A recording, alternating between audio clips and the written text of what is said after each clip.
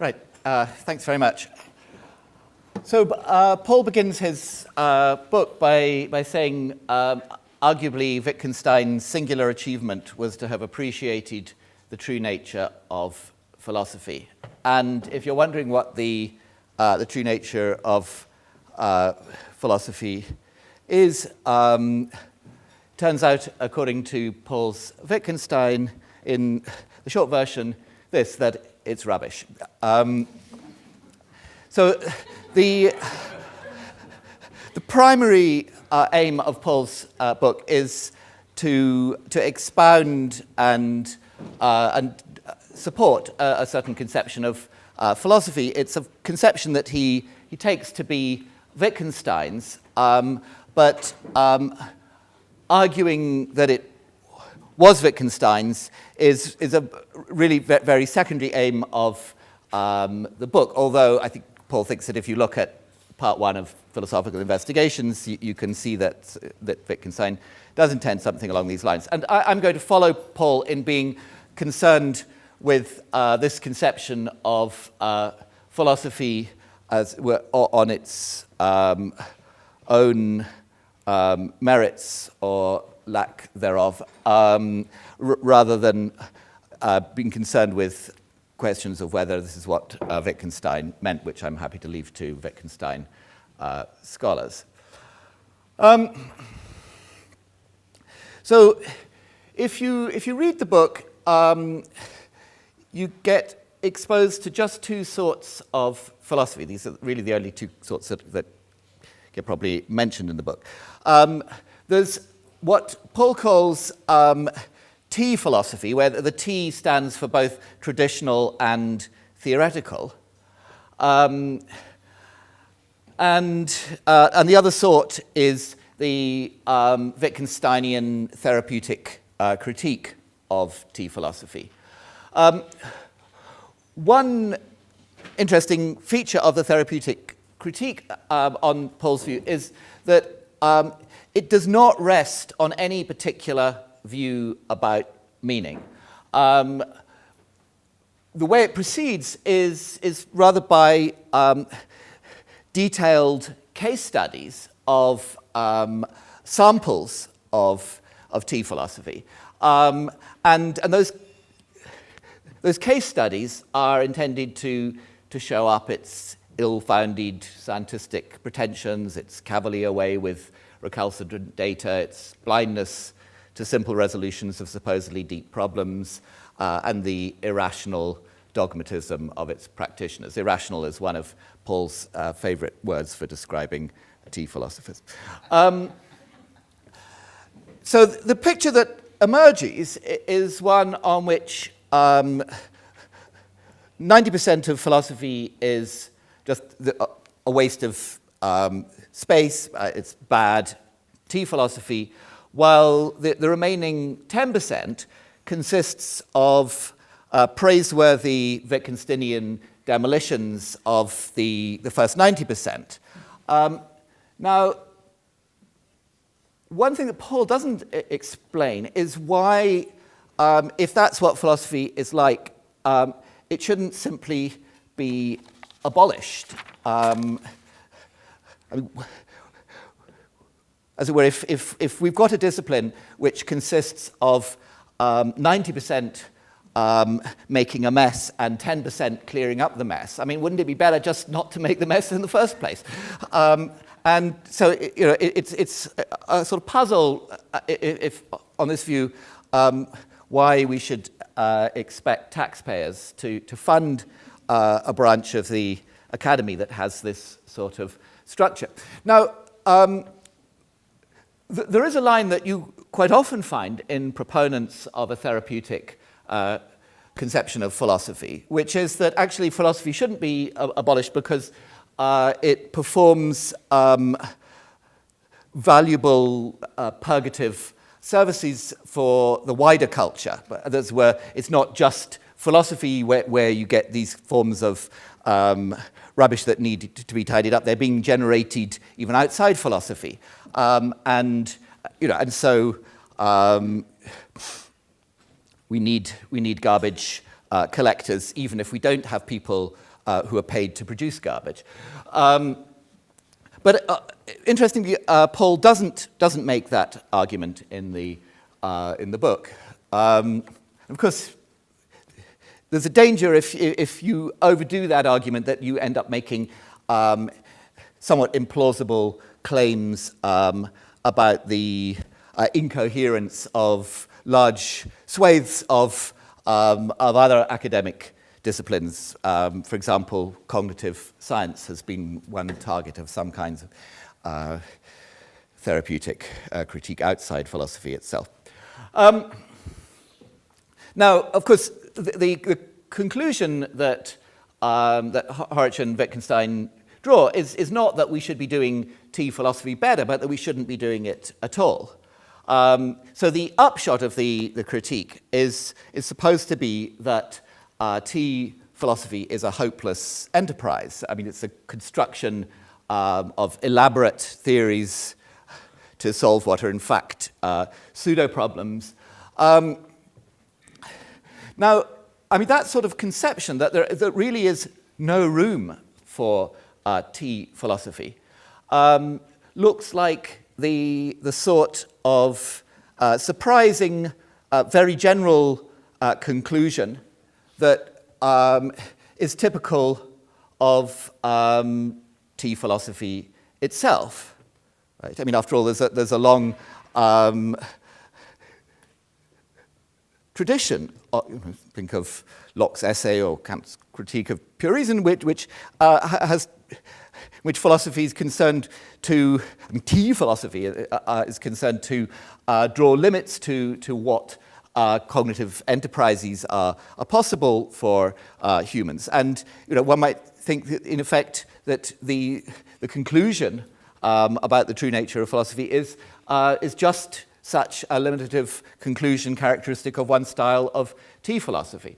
And so, of course, this raises the notorious difficulty that there seems to be something self-refuting about Wittgenstein's metaphilosophy.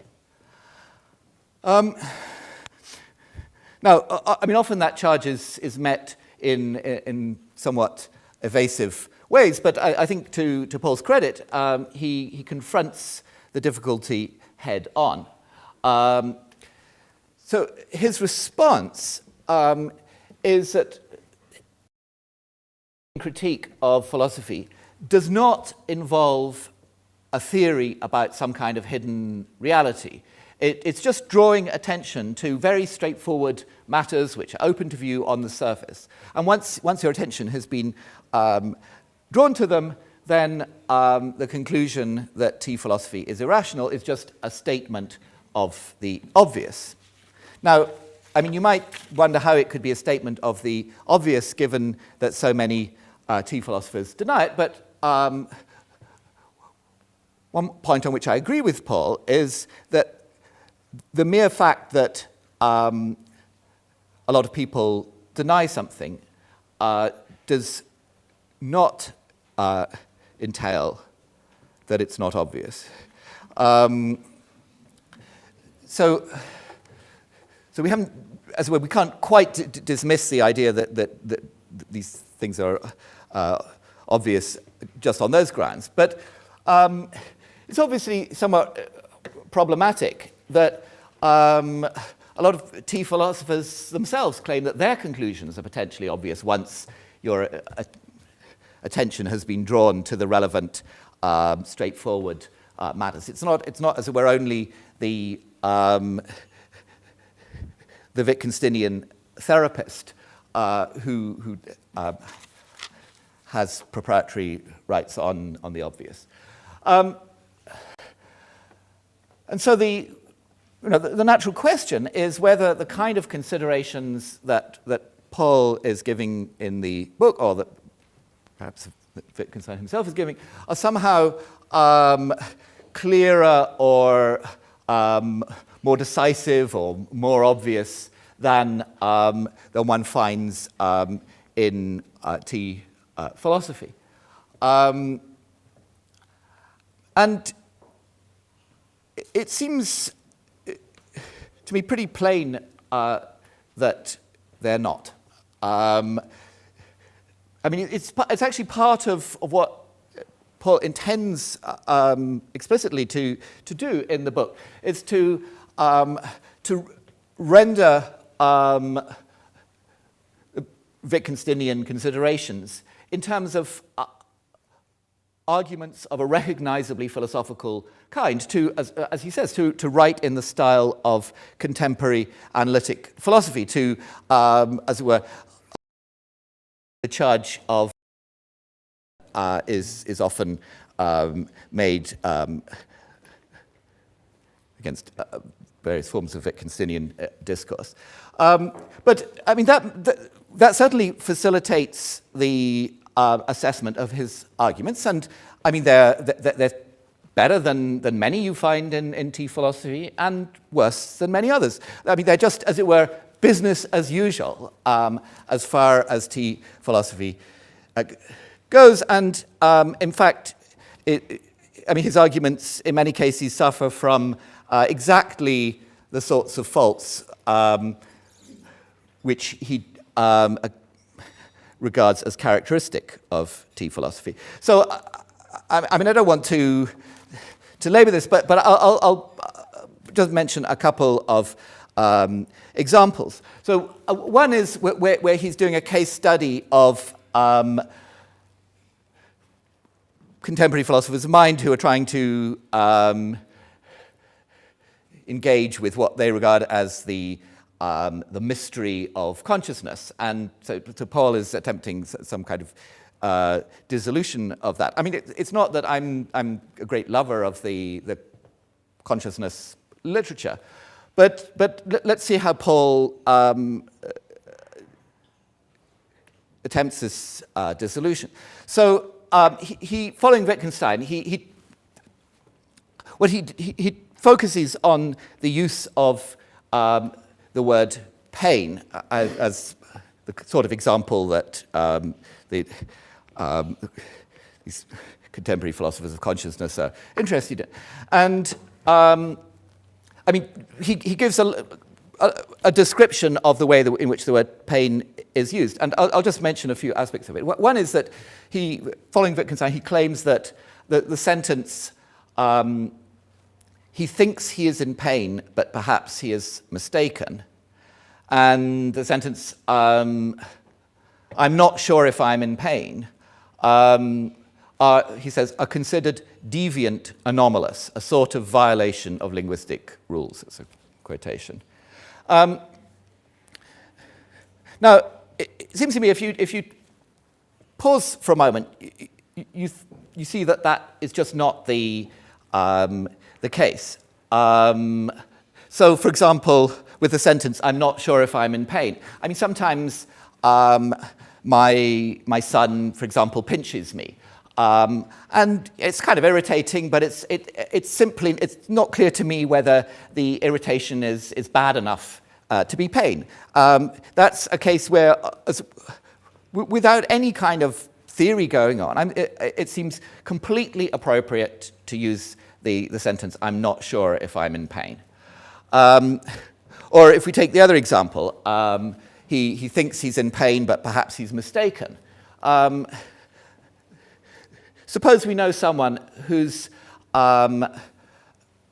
terribly prone to self-pity, and we see him bump into let's say bump his shin on a chair or something, and you know it's clear that this guy thinks he's in pain, but it's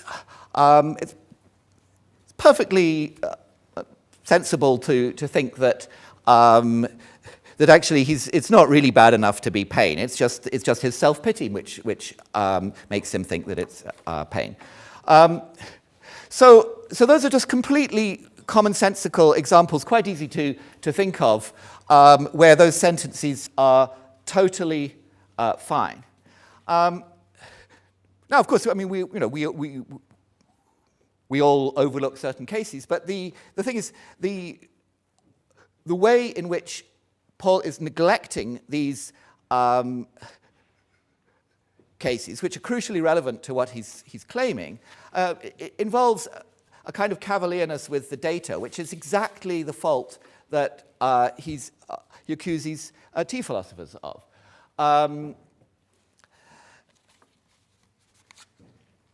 And I mean, we're also getting on the basis of absolutely minimal evidence, the postulation of a rule of English. Actually, we're not even told what the rule is. We're just told that there is a rule of English, not one which seems to be known to linguists, as far as I'm aware of, which outlaws such utterly ordinary utterances. So, I mean, that's an example of the kind of reckless theorizing which is supposed to be characteristic of tea philosophy.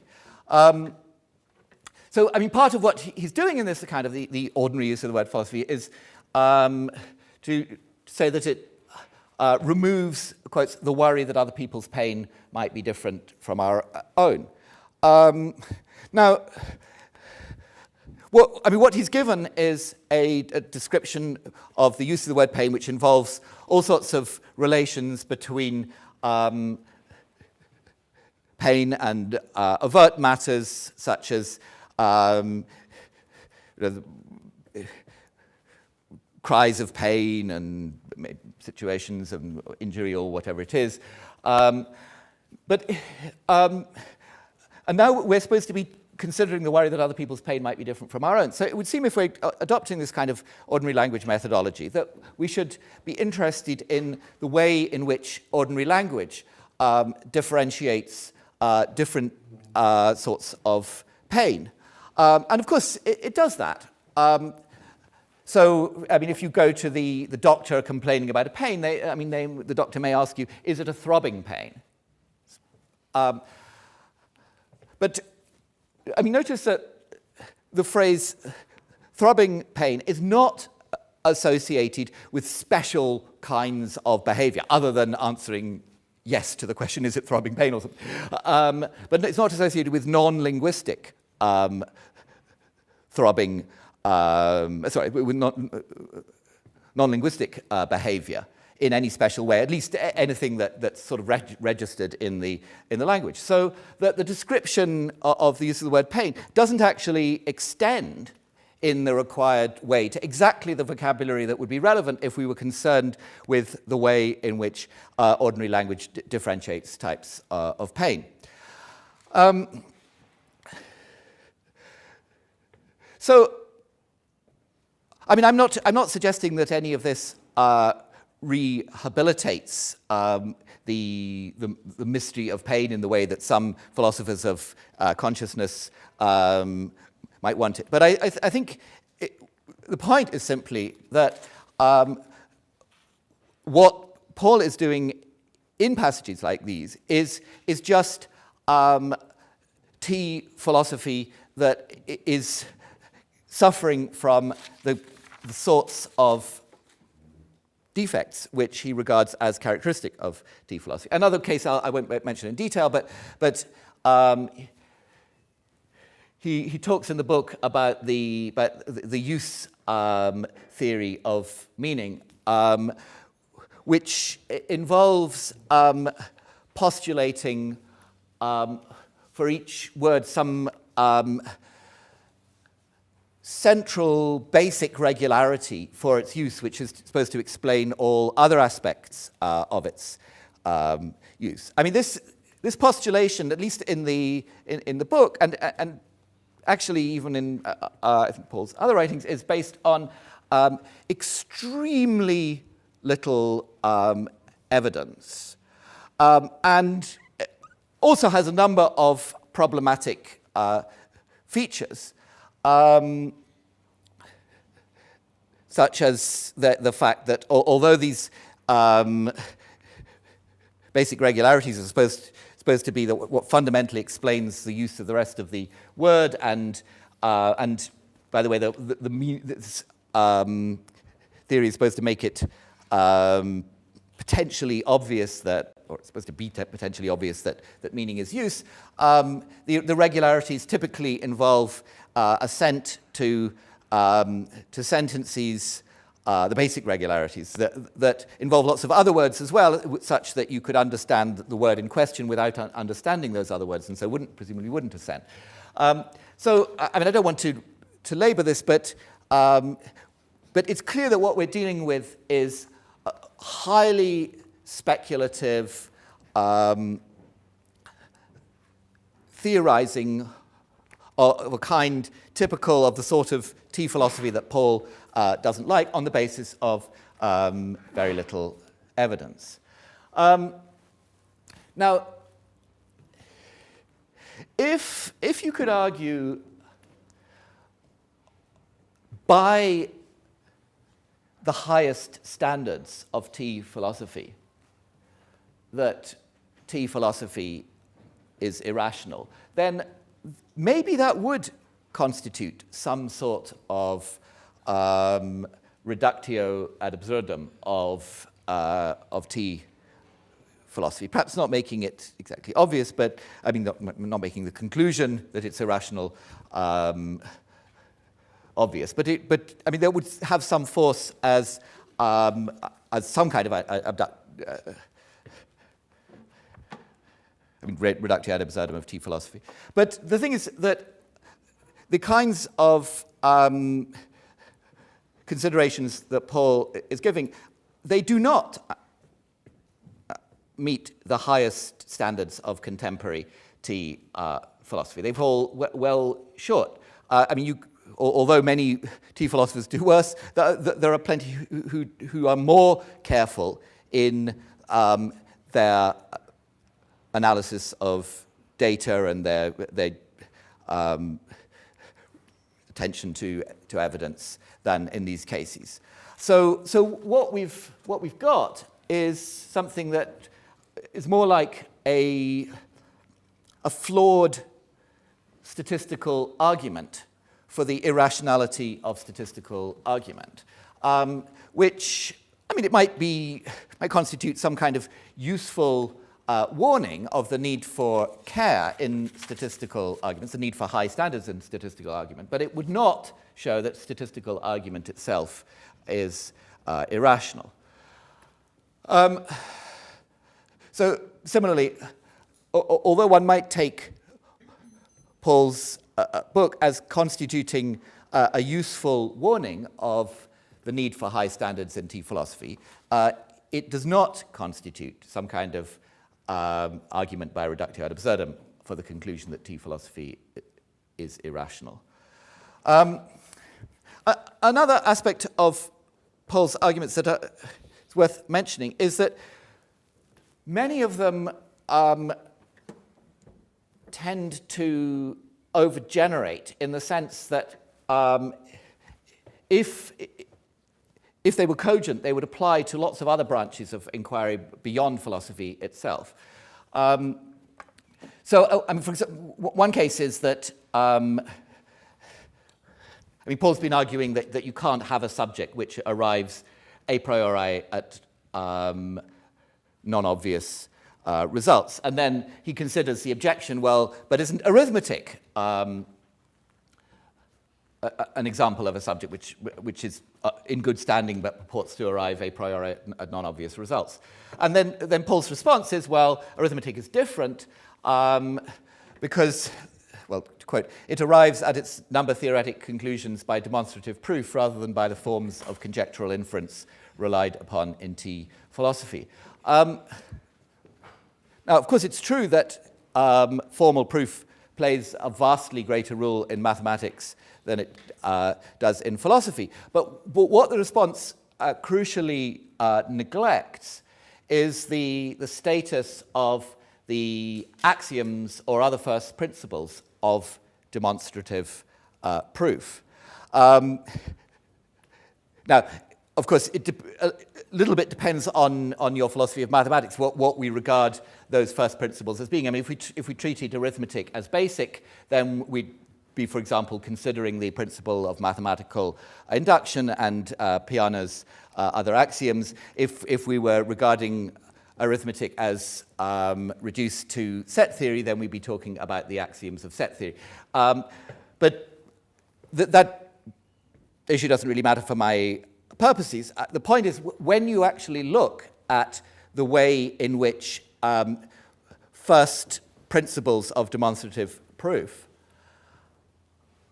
are supported in logic and mathematics, what you find are just the kinds of speculative, abductive reasoning, appeals to simplicity, stretched uses of the imagination, and so on, of the kind which Paul condemns in T philosophy. So, in fact, the analogy in those respects between mathematics and philosophy is not mistaken in the crucial respect, provided that one remembers that the relevant part of mathematics are the first principles. In relation to considerations of simplicity, which Paul calls an irrational distortion that tends to occur when the demand for simplicity is carried over from empirical science to a priori philosophy.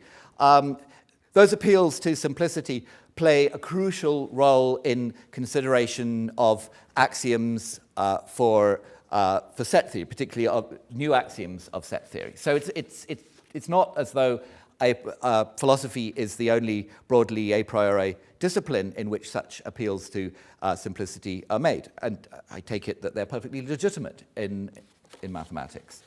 Paul also asserts that in the a priori domain, we cannot reasonably deploy the picture of increasingly profound layers of reality, end of quote. But actually, if you talk to mathematicians and logicians, you'll find that they deploy that picture a lot. It's very something that you hear over and over again from mathematicians, is how new results give a deeper understanding of old results. So to a much greater extent than I think Paul realized, his critique of T philosophy, if it were cogent, would have devastating ramifications for logic and mathematics as well. I think his arguments also have a rather uneasy relationship with the special sciences, so whether non-fundamental, natural, and social sciences. So Paul criticizes systematization in philosophy on the grounds that, quotes, in all but a few cases, the complexity of our data makes it unreasonable to expect interesting results. And another quotation. If a complex systematization is all that can be achieved, then there are bound to be equally good alternatives, in which case we won't have legitimate epistemic norms that will enable us to decide between them. And I mean, if those considerations were cogent, they wouldn't just tell against philosophy, they would tell against psychology, biology, and a bunch of other disciplines which also have to deal in complexities. Another issue concerns the role of idealization in science. I mean, when Paul's talking about science, he describes the use of ideal laws as, quote, a common and legitimate feature of scientific theorizing. And he correctly notes that, quotes, the standardly desired blend of empirical adequacy, simplicity, and explanatory power is sometimes best achieved by means of a theory whose two-pronged form is to postulate certain ideal laws or ceteris paribus laws and certain distorting factors, end of quote. And I mean, I sort of broadly agree with what he's saying about the scientific case there, but I mean, the natural question is, why shouldn't philosophers be allowed to use idealization in their work in a similar way? I mean, in fact, they do. I mean, I would regard formal epistemology as a successful branch of philosophy in which idealization is used a lot. I mean, formal epistemology that is concerned with probabilistic reasoning and with epistemic logic, where sort of we're kind of in many cases we're idealizing away from limitations on subjects' computational abilities, but in a way that seems entirely appropriate and leads to illuminating results. And then a final way in which it seems that some kind of double standard is at work is in the treatment of data, where Paul regards T philosophers as really cavalier and just dismissing any data that don't suit their theories in a way that he thinks scientists would never do. But I mean, the way he describes this is just that the data that T philosophers dismiss are observations made by normal subjects in normal conditions. But of course, scientists themselves don't think that they have to accept every observation made by normal subjects in normal conditions at face value. I mean, if some normal observers in normal conditions tell an astronomer that they saw the sun rise, it's not that those astronomers feel, oh, we've got to respect our data, so let's go back to the geocentric universe or something. Of course, they entirely properly reserve the right to second-guess judgments made by normal observers in normal conditions. And it seems to me that T philosophers do the same thing. I mean, if you look at not only the very best examples of contemporary philosophy, but just as were normally good ones, you see that people do not lightly dismiss what one might call observations made by normal observers in normal conditions. I mean, they give some kind of explanation of why they think a mistake could have arisen. So it seems to me that there just is not the sort of stark contrast between the practice of scientists and the practice of T philosophers that Paul is claiming. Another point where I think Paul's being unfair to T philosophy is that he describes it as starting from an unwarranted sort of scientific presumption that the given abstract domain satisfies simple yet deeply hidden laws. But in many cases, actually no such presumption is needed. I mean, I'll give an example from my most recent book, Modal Logic as Metaphysics, as we're just to get in a bit of self-advertising. So, in a way, the central project of that book is to ask what are the true principles of quantified modal logic. So we have a certain formal language which involves modal operators, which for the purposes of this enterprise are being interpreted as standing for metaphysical possibility and metaphysical necessity, and we've got quantifiers which are understood as unrestricted, and then when we're asking what the true principles of quantified modal logic are, we're asking which formulas in this language are true on every assignment of values of the appropriate type to their variables and non-logical constants. And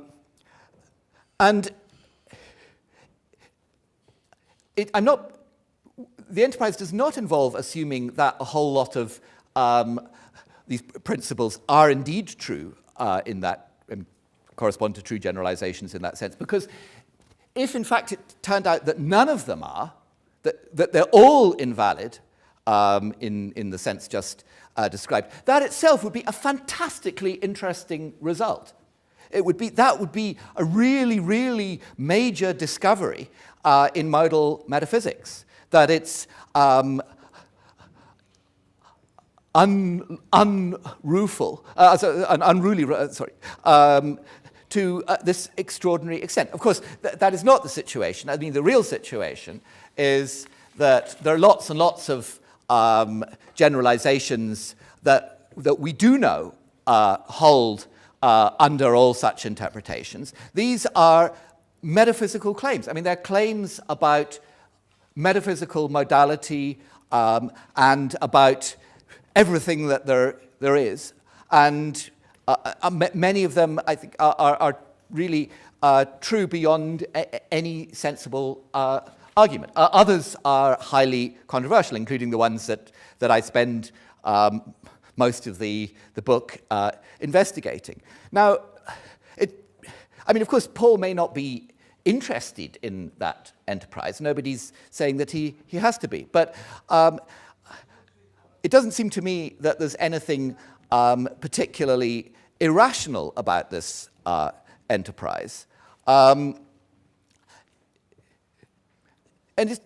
there's no special reason to think that it's doomed to failure, because after all, it's already had, over the past 60 years or whatever, it's already had considerable success. It's just a matter of how much further that can be taken, whether we can, as it were, come, or how close we can come to completing that enterprise. Now, of course, one form of traditional Wittgensteinian riposte to such a claim would be that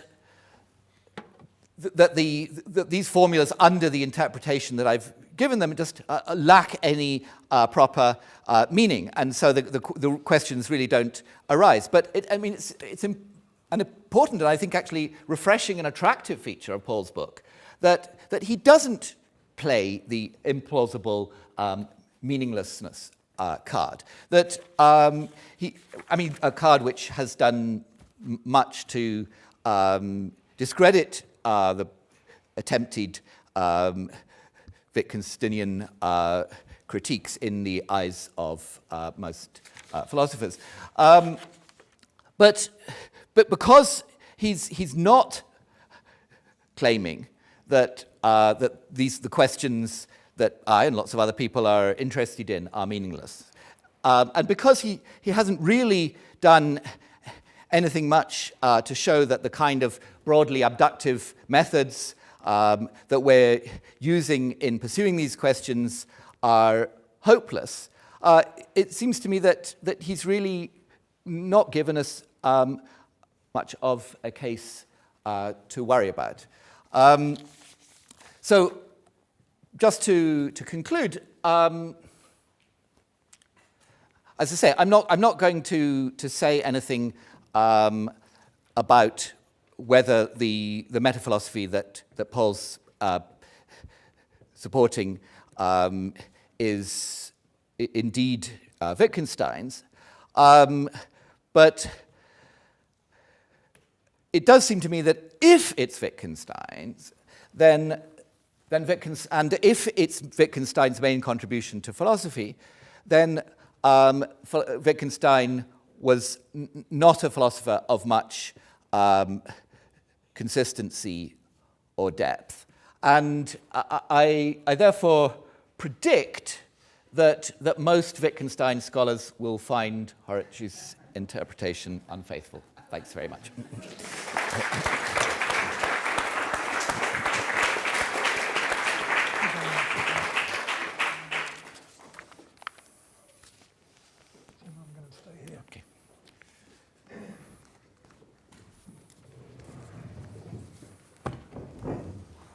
Tim, thank you.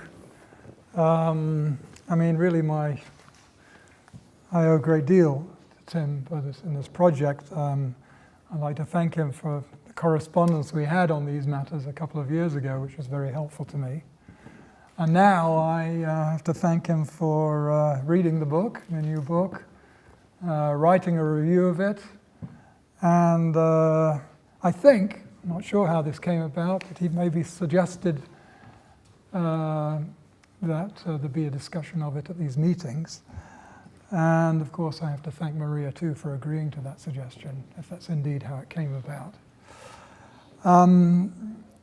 Okay, now I'm actually especially appreciative of this attention, since one of the substantial misgivings I had about the whole project was that Wittgenstein had fallen so far out of favor amongst professional philosophers that no one would have any interest in the book, except perhaps for some hardcore Wittgensteinians who would dismiss it for being so unscholarly. Anyway, so I am relieved and very pleased to be here. And no matter that Tim is vehemently opposed and punches hard, one would much rather be condemned than ignored. And at least I do now have the opportunity to try and persuade you that his punches can be deflected. So here goes. I'm going to begin with a summary of my line of thought, although Kevin did already a pretty good job, and Tim also. But still, I'd like to get my version of it out there, which I think is somehow importantly different and helps to address later on when I turn to responding to Tim's criticisms. So, as Tim said, I've been trying to develop a certain metaphilosophical position, the essence of which, not in every detail, but the essence of which I believe can be read into Wittgenstein. And in a nutshell, the position is that one of the dominant approaches within Western philosophy is intrinsically irrational. And it's true, irrational is my negative term of choice here, rather than meaningless or rubbish, irrational. Anyway, that approach to the subject, the approach that I'm saying Wittgenstein is criticizing, which is the approach I'm calling T-philosophy, as he said, to suggest traditional and theoretical. That approach is characterized by the assumption that abductive reasoning from intuitive data is likely to uncover fundamental regularities. Thus, T-philosophy might be called not scientific, but scientistic.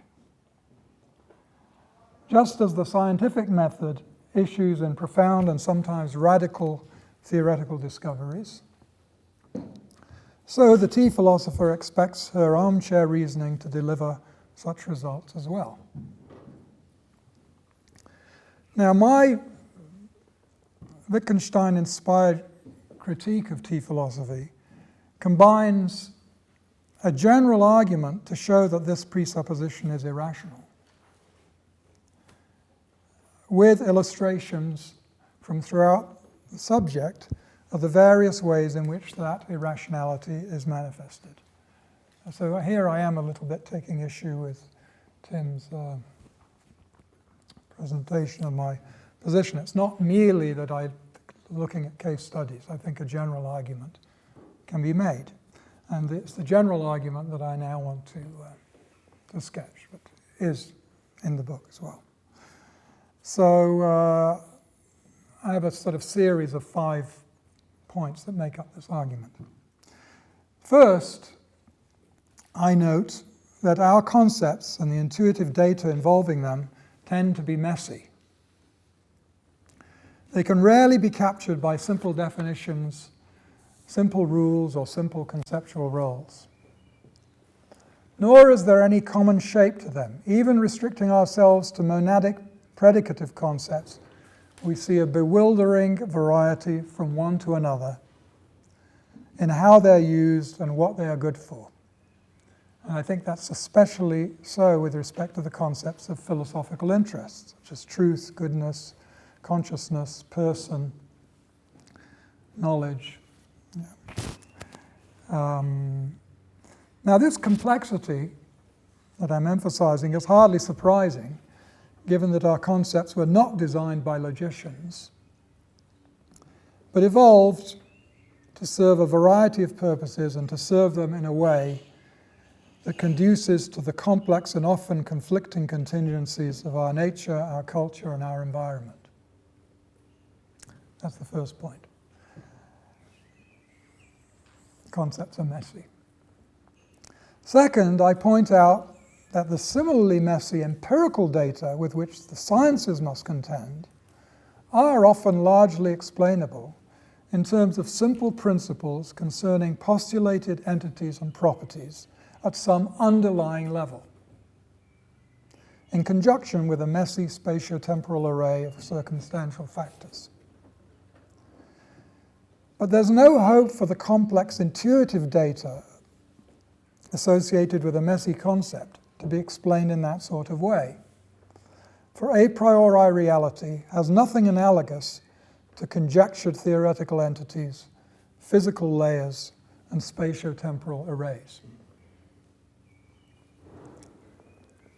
So that's the second point, that although the sciences also have to deal with messy data, they have a way of handling it that isn't going to be open to an a priori philosophical theoretician.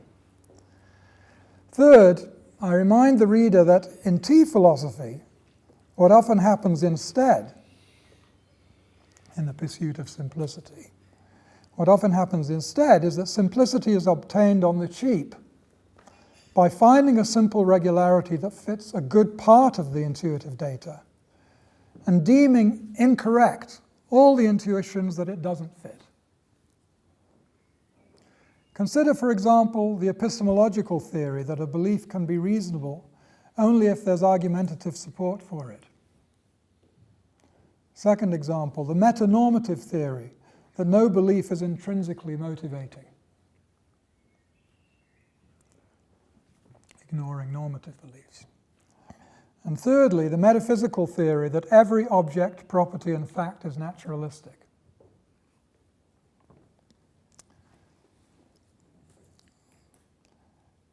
Fourth point, I observe that this strategy is an unwarranted distortion of the norm of simplicity deployed in science.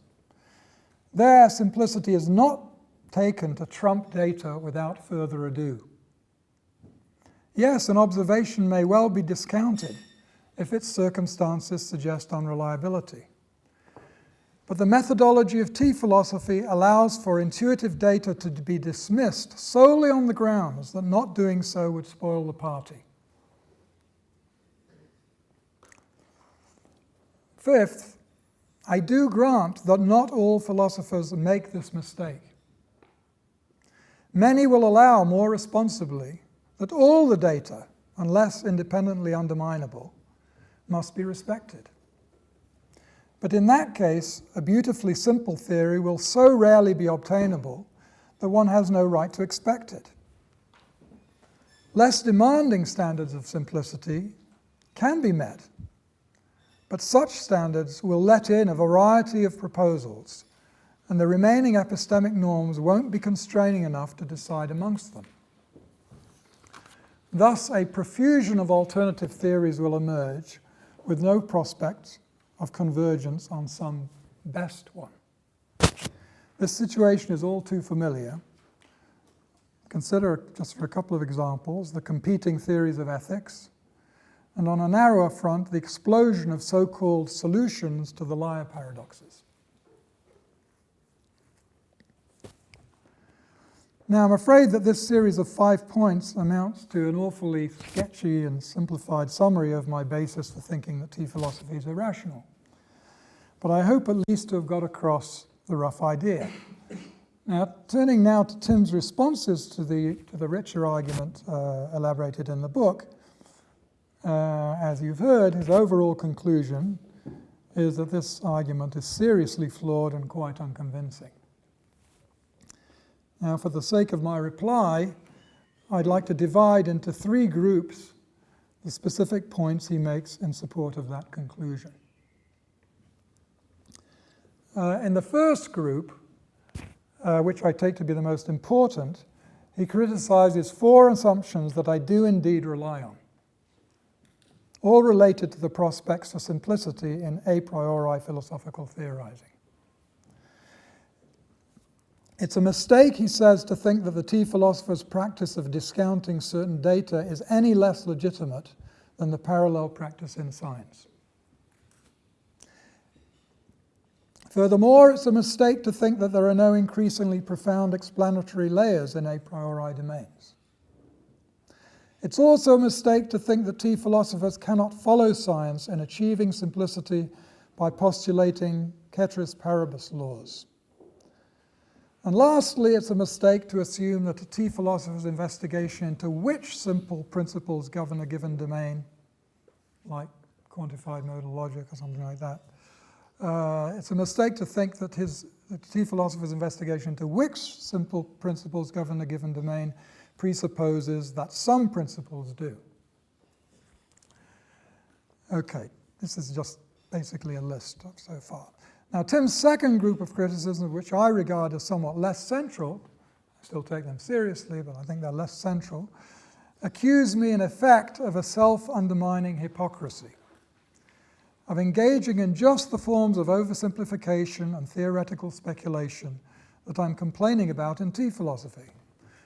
I'm guilty of one or another of these sins, he feels, when I maintain that it's linguistically anomalous to say he thinks he's in pain, but perhaps he's mistaken.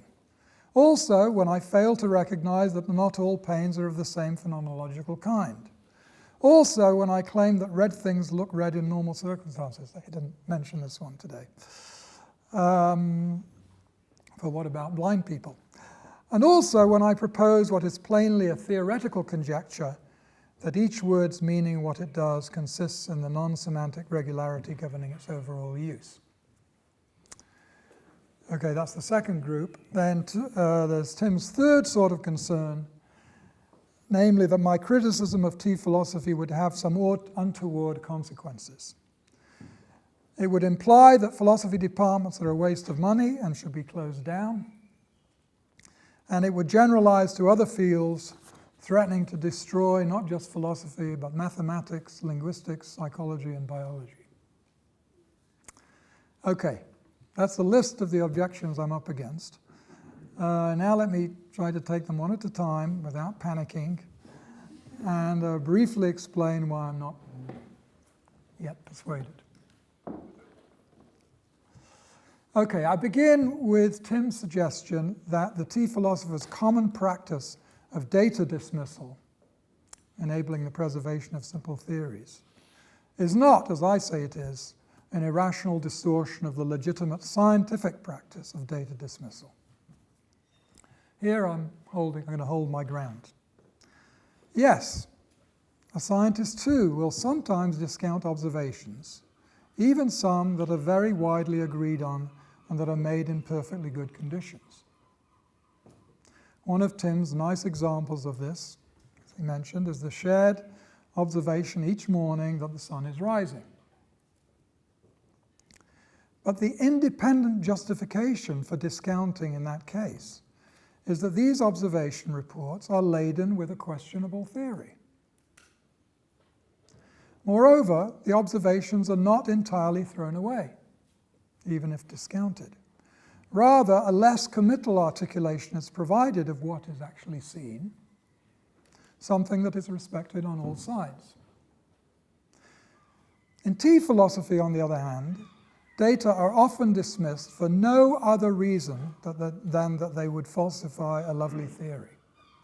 And this is what I'm saying is irrational. Now, my hunch, strong hunch, is that Tim himself would probably agree with this.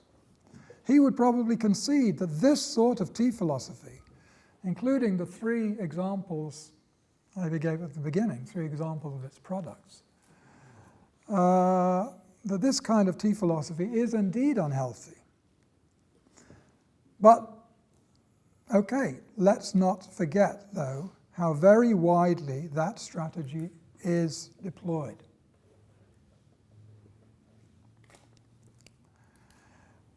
Next, I'd like to address his objection to my claim that there's no genuine explanatory depth in a priori theorizing, as there is in science. In fact, I don't and didn't deny his observation made just now that when the multitude of facts in some a priori domain are derivable from a few simple principles, the axioms, we can aptly speak of that multitude of facts having been explained in terms of deeper ones.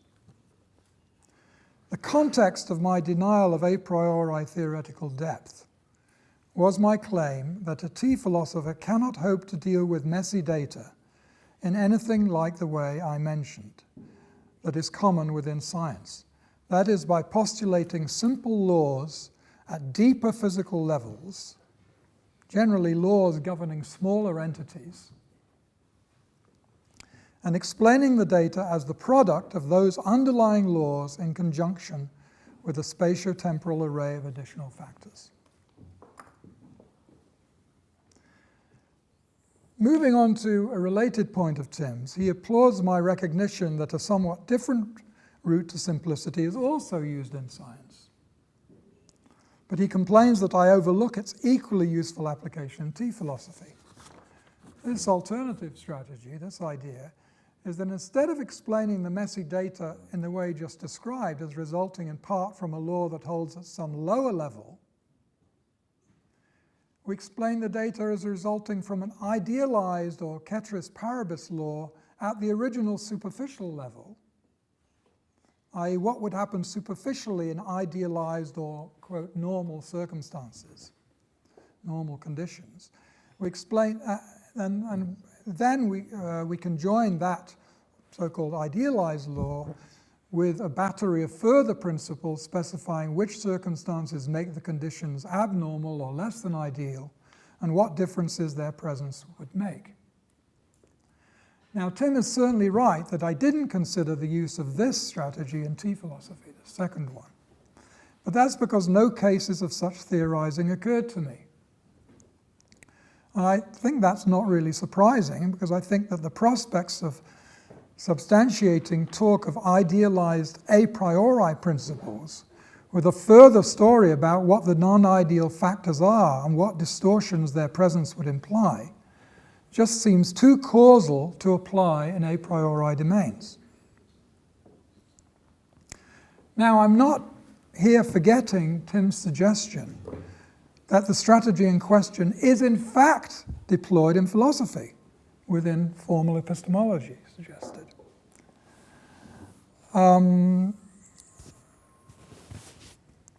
For example, it is commonly supposed that an ideally rational person would know all the logical truths. But I think that this sort of thing is not in fact parallel to what happens in the special sciences when ceteris paribus laws are postulated. Instead, what I think we find in formal epistemology, in examples like the one I just gave, are principles of rationality that are recognized as simply incorrect, but whose blend of approximate truth and simplicity makes them useful to work with for certain purposes. So they have an instrumental value. But might these purposes not be theoretical, Tim would say? Well, my apologies for the impending argument from authority, especially when the alleged authority is me.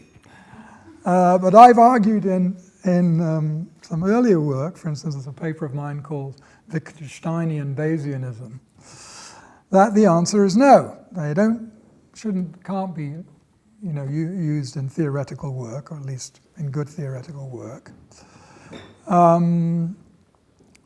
That the only real value of such so-called idealizations is therapeutic. They provide a framework, what Wittgenstein would have called a perspicuous representation, that helps us dissolve various paradoxes and puzzles concerning scientific methodology that arise when belief is taken to be an all or nothing matter, and when degrees of belief are wrongly neglected. Another way in which, according to Tim, I distort the methodology as T philosophy is in supposing there to be a background expectation that simple theories will be discovered. He observes that a philosophical investigation into whether or not a given simple principle holds within a given domain doesn't at all presuppose that some simple general principles do hold there. And he asked rhetorically how it could be irrational for anyone interested in the issue to engage in that investigation. But I do say a couple of things in the book that bear on this question. First, I acknowledge that many philosophers, and Tim is one of them, don't insist on an unreasonably high degree of simplicity. But then I argue that they will then have to confront a variety of alternative theoretical proposals with little prospect of the issue ever being settled. And in the second place, I allow that each of us certainly does have a prima facie right to investigate whatever we want, just as we have the right to pursue any of our desires, no matter how idiosyncratic or difficult to satisfy they may be. But the objective value of such an investigation that one simply wants to engage in is greatly diminished, perhaps entirely removed, in the absence of any reason to think that it will yield a determinate answer. Regarding the particular example that Tim offers in this connection, his own concern with the most general logical truths about metaphysical necessity, I'd concede that there may well be some pretty clear cases of such truths. But as Tim admits, many candidate principles, for instance the Barkan formula, are controversial. And I can't see why we should be any more optimistic that we can settle such questions as we are about settling analogous questions in the formal theory of truth.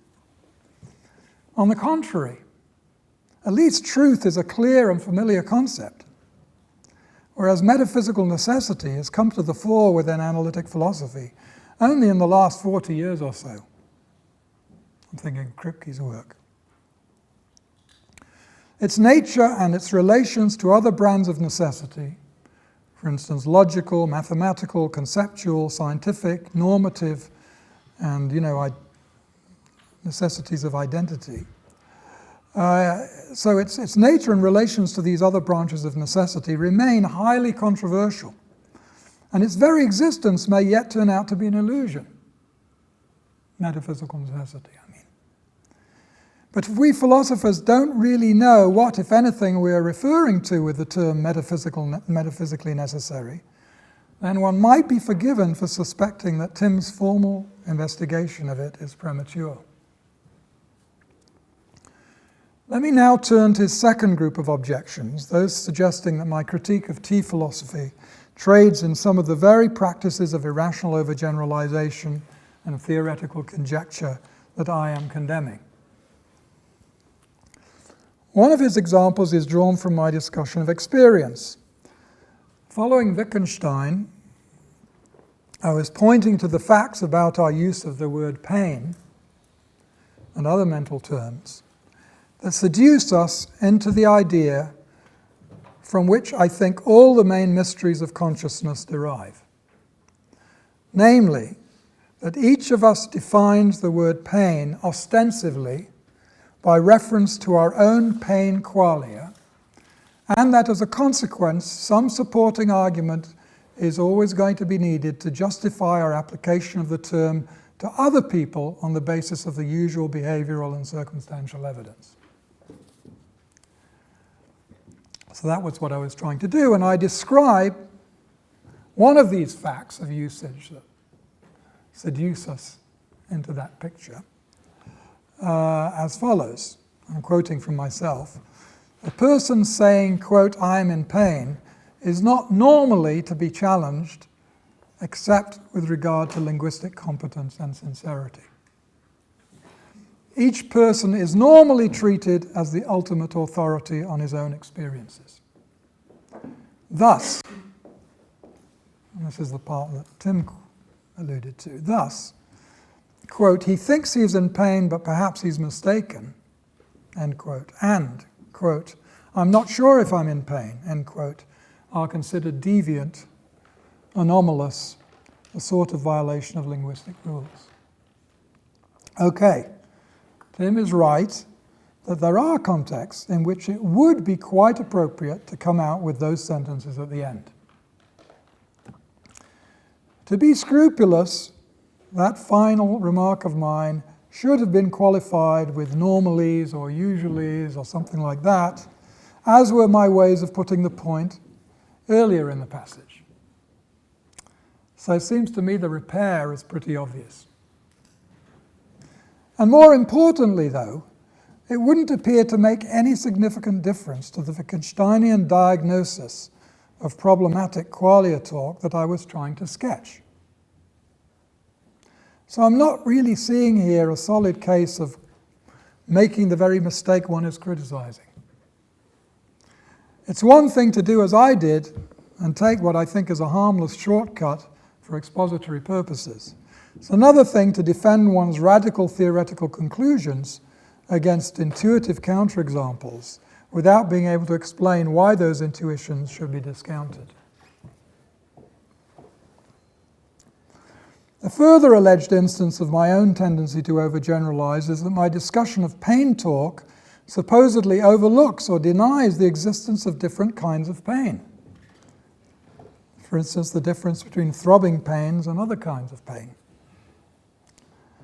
And yes, I do indeed claim to remove, and now quoting from myself, repeating the quote from myself that Tim gave, I do indeed claim to remove the worry that other people's pain may be different from our own, may be different from our pain.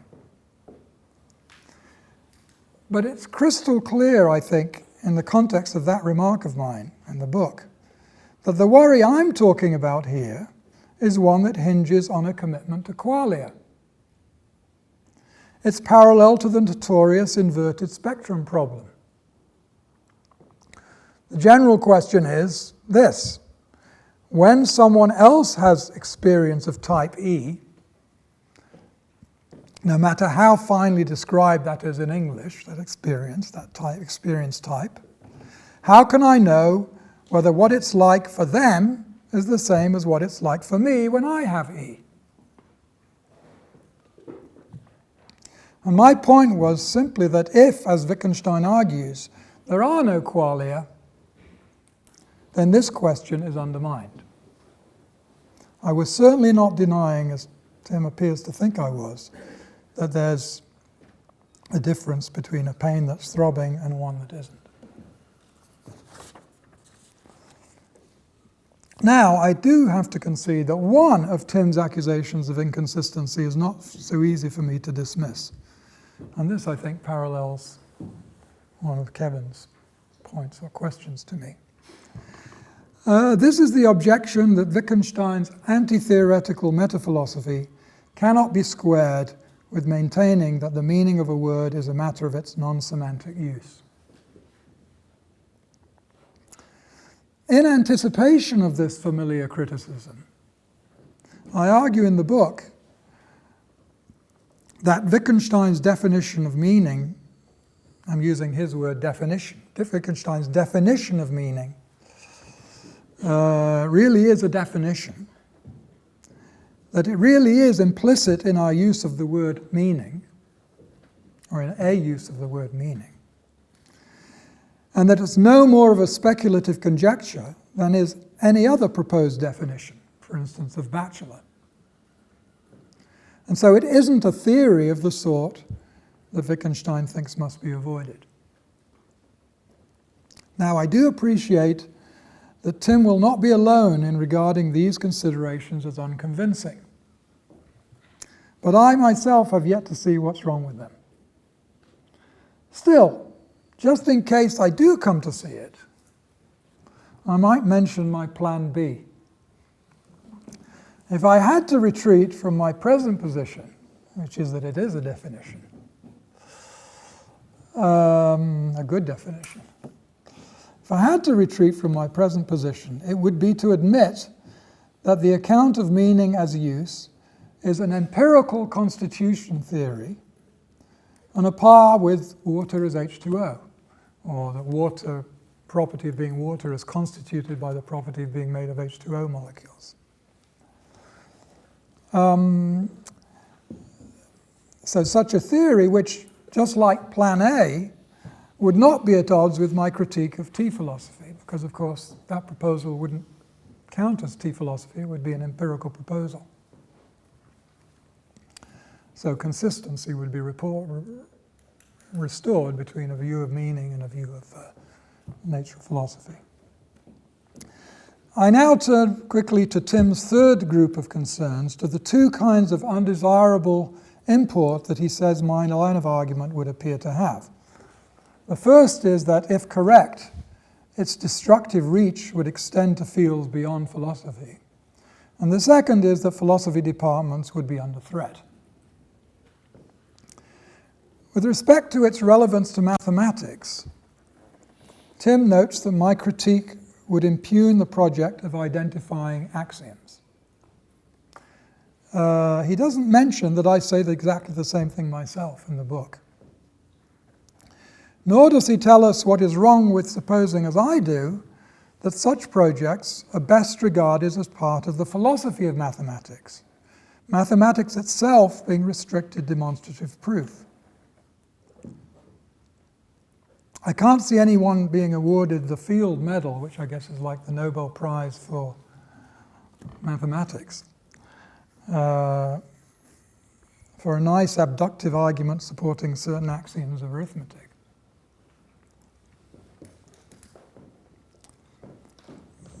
And regarding the relevance of my argument to empirical domains, Tim notes my skepticism about the prospects of finding simple systematizations of the intuitive a priori data concerning some phenomenon, and my observation that our empirical norms won't be constraining enough to decide between complex theoretical alternatives.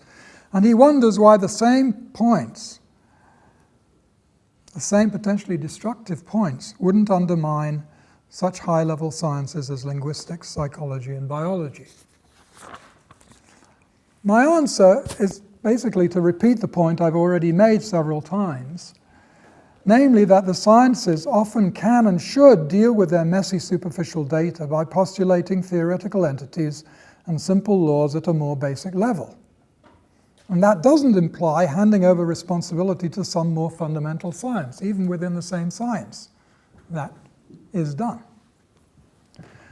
Thus, linguistics became a respectable science only after Chomsky's demolition of behavioral linguistics, which stayed at the superficial level, and his postulation of hidden structures within the mind. Clearly, a similar story could be told about psychology. As for biology, I confess I know virtually nothing about it, but it does seem clear that its explanatory power was enormously increased with the development of molecular biology. Finally, let me address Tim's expression of concern for what my critique would seem to imply about the future of academic philosophy. He says, and I quote from what he read, on the picture that emerges from my critique, 90% of philosophy is a waste of space, while the remaining 10% consists of praiseworthy demolitions of the 90%. Horwich does not explain why taxpayers should be expected to fund a branch of the academy with that structure. And he is absolutely right that I don't explain this. But I must say that that's in part because Tim's hypothetical is rather a peculiar one. How could it happen that the unsophisticated taxpayers are able to recognize that Wittgenstein's critique of T-philosophy is correct, while the T-philosophers themselves can't manage to see this? Anyway, I wasn't and am not trying to dodge an uncomfortable question or trying to avoid facing up to the enormity of what I was arguing. And I'm happy now to venture some plausible explanations of why someone endorsing my critique of T-philosophy might not advocate the closing of philosophy departments. I have 4 explanations. They might all be true. They're not incompatible, I don't think. One possible explanation is that T-philosophy is in fact still growing strong. And we might well prefer that its practitioners be rationally persuaded to abandon it rather than simply starved into extinction.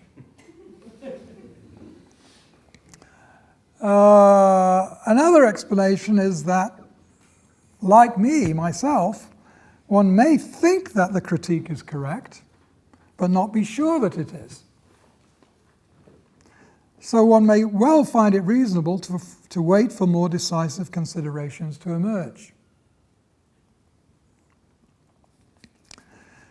A third explanation is the one that Tim himself mentions, that the refined critical techniques in which some philosophers are peculiarly expert can be valuably applied, but without such destructive import in other fields.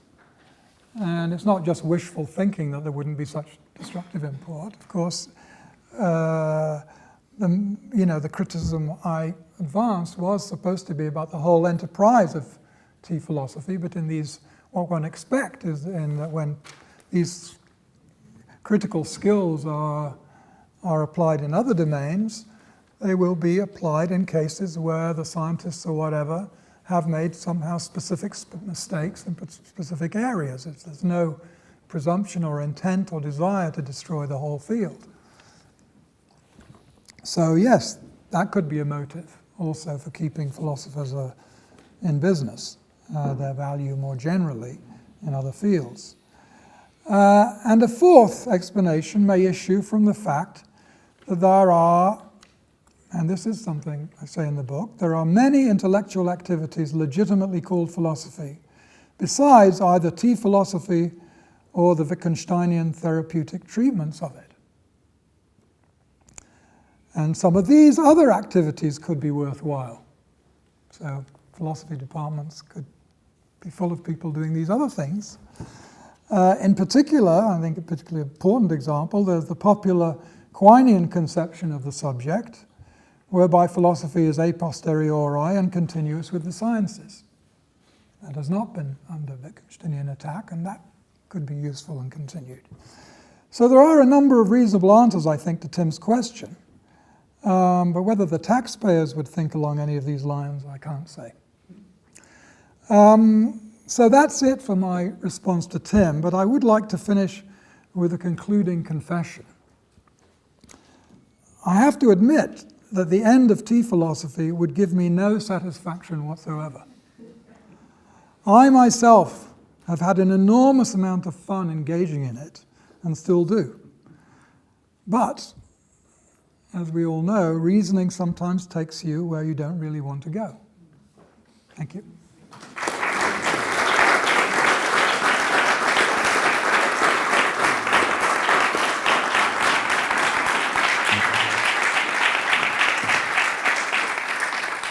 Tim and Paul were exactly 35 minutes each, and we're just going to have 5 minutes from Tim and then open it up for another thing.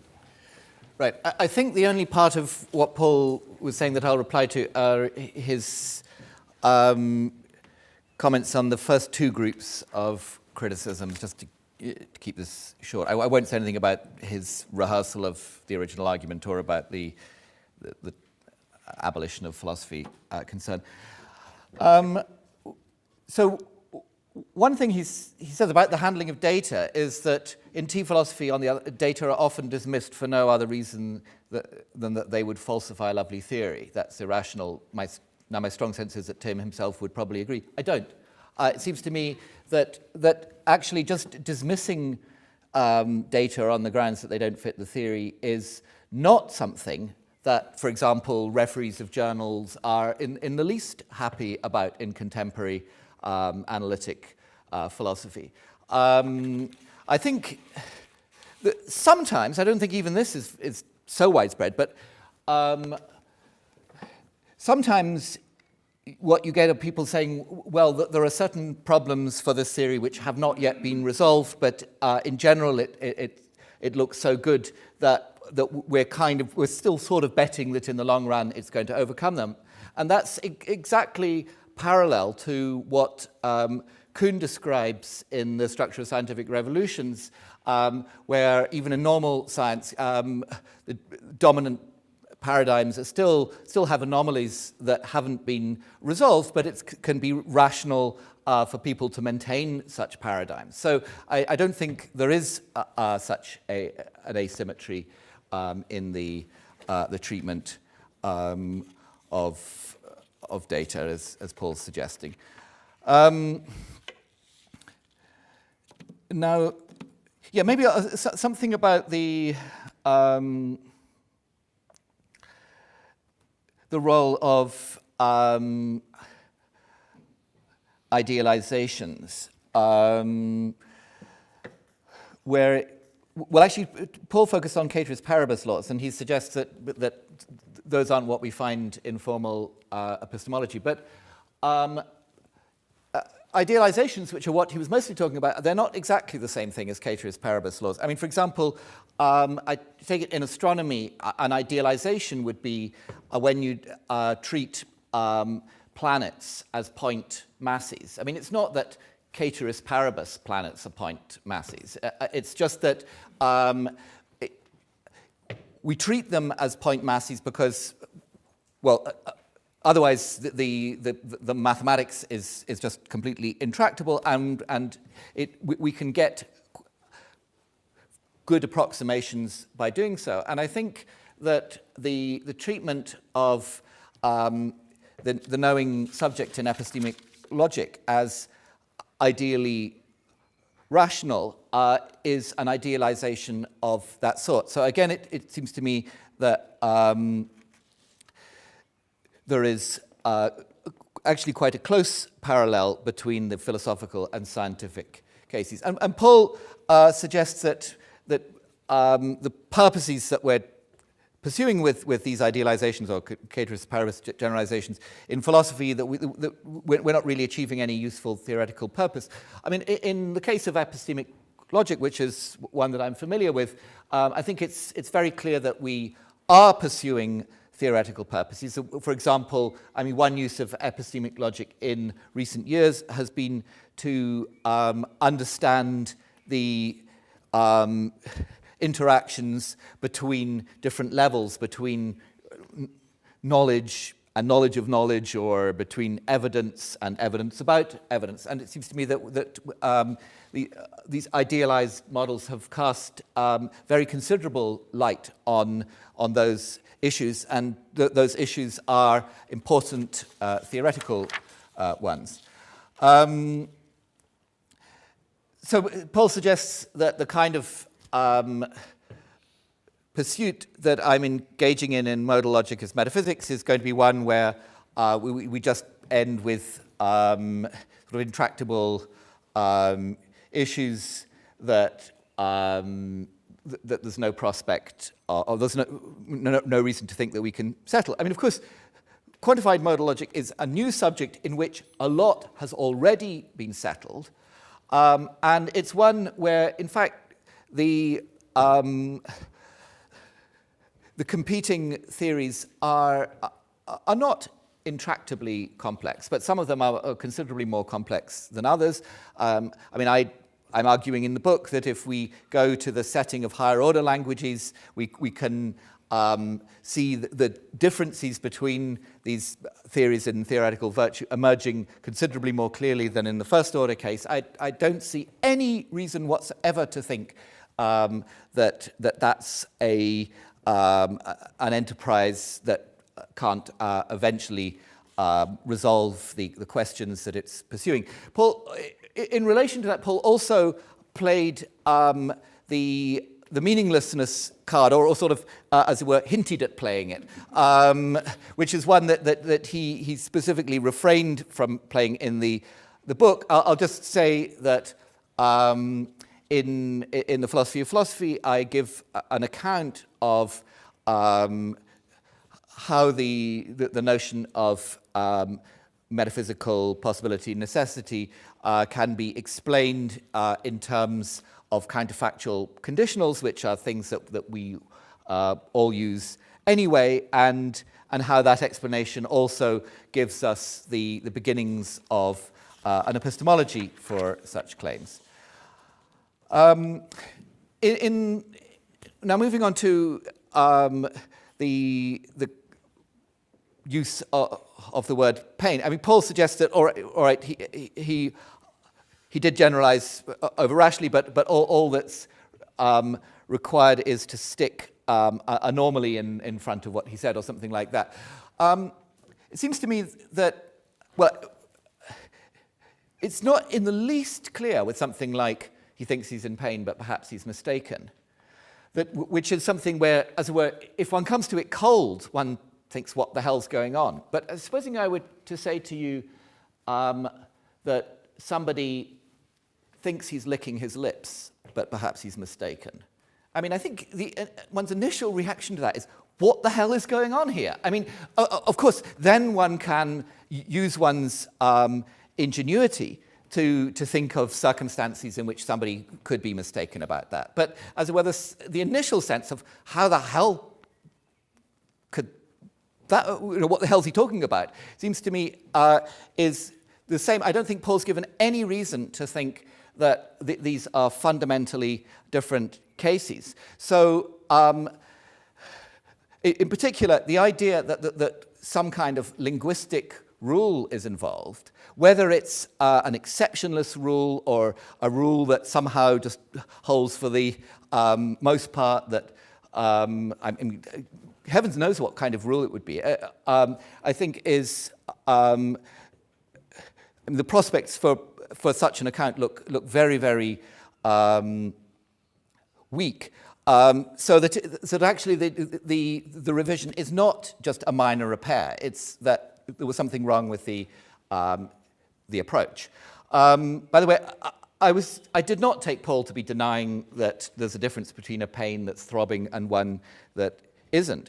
All I was arguing for was that the speculations about one person's pain, which is, I mean, the way he formulated, one person's pain being different from another and so on. I mean, it's not that I'm not a skeptic about ascriptions of pain at all, but the data that would be relevant to those issues simply weren't really considered. So in connection with the sort of worry that the meaning is use theory would be a philosophical theory, that, as well, Paul's plan A is to say, okay, it's a definition, it's implicit in our use of the word, and the plan B is to say it's an empirical constitution theory. So if some Kantian or utilitarian were putting forward some surprising theory of the good, I mean, their plan A could be that it's some kind of definition that's really implicit in our use of the word, just takes a bit of work to get it explicit, and their plan B could be that it's an empirical constitution theory. I think empirical here, I take it, well, Paul's model is water is H2O, which again, I take it is a case of the necessary but not the a priori. So we would still be dealing with necessary truths, but ones which we arrived at by a route that didn't just consist of a priori theorizing. They would still be part of the practice of philosophy. In the case of mathematical axioms, Paul suggests that the sort of abductive project of giving abductive support to mathematical axioms is part of the philosophy of mathematics, not part of mathematics. That's actually just a mistake. If you look at the project of identifying new axioms for set theory, for example, axioms that would settle the continuum hypothesis and finding support for them, that's an enterprise which is continuing at the moment mainly in departments of mathematics. Mathematicians like Hugh Wooden and so on are the leaders there. It's not a philosopher's project. I mean, philosophers are interested in it, but it's of course, it's as it were, it's not the most easily recognized sort of mathematics. As it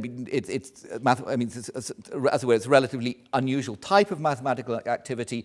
It is too speculative to be a likely winner of the Fields Medal, but it's something that is taken utterly seriously by mathematicians themselves. So it can't just be consigned to philosophy of mathematics.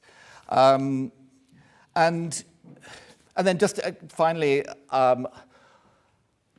on the issue about, well, why don't his appeals to the messiness of the data and so on, why aren't they a threat to linguistics, psychology, biology, and so on?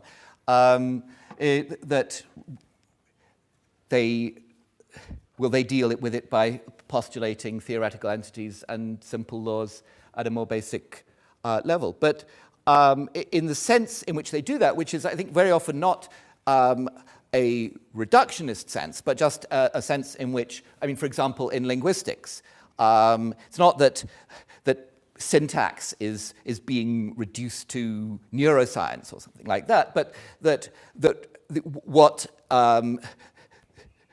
linguists do is to formulate more theoretical notions than those available in, as it were, folk linguistics, because there's a much better chance of formulating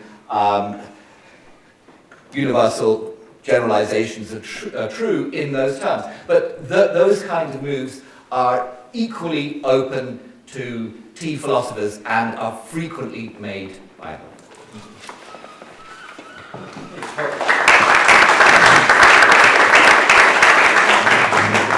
I'm sure Paul would have something to say. He kindly said we should open it up to questions.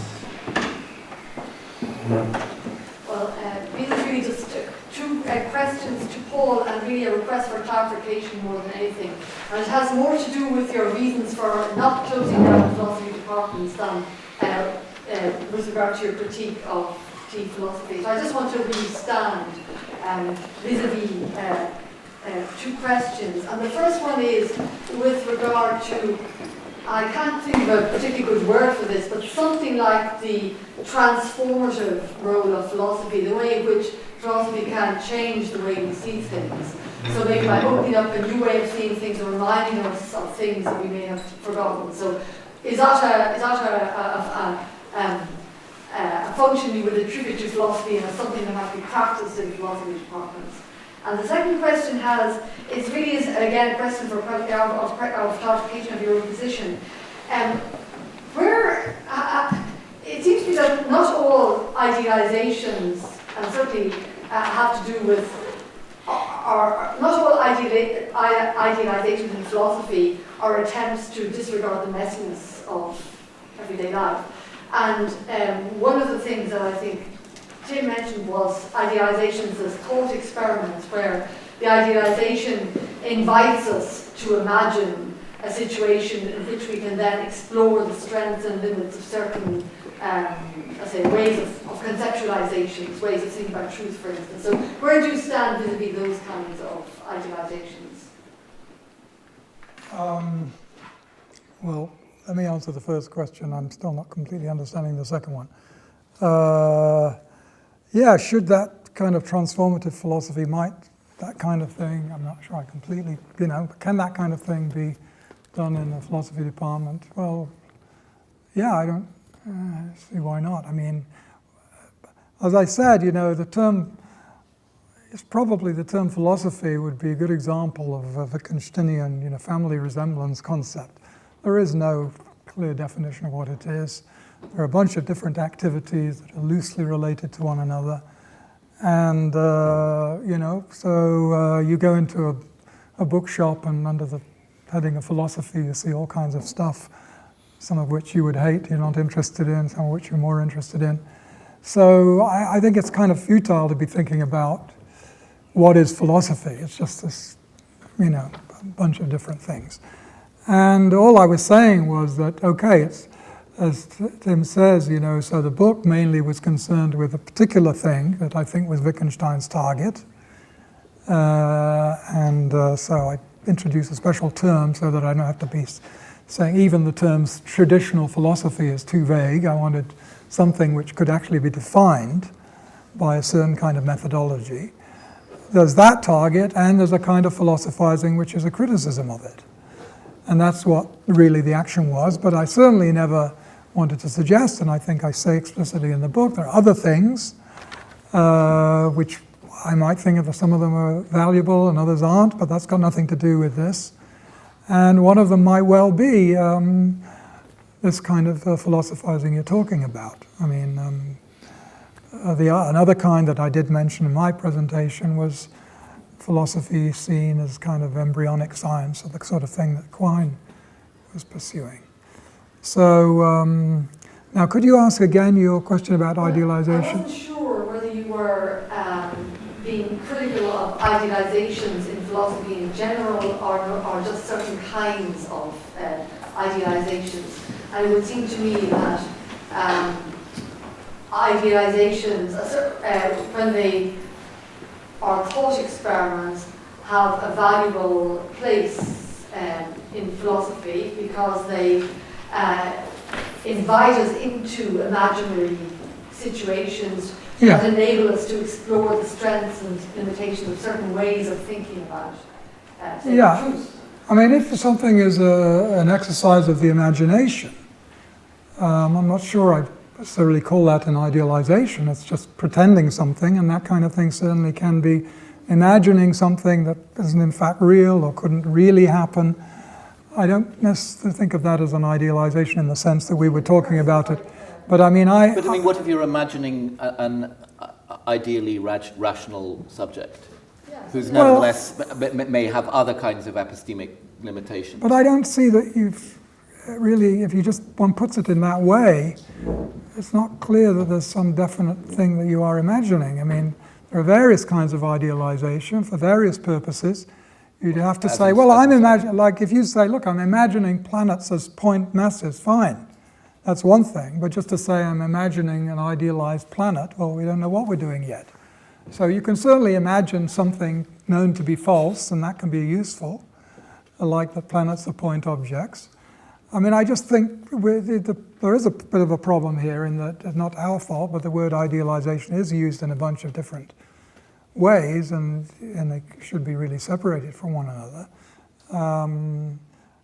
But the question is how it's different between philosophy and science. There's idealization in the sense of, getting towards what's really best. This is the best version of it. We don't really have in mind that.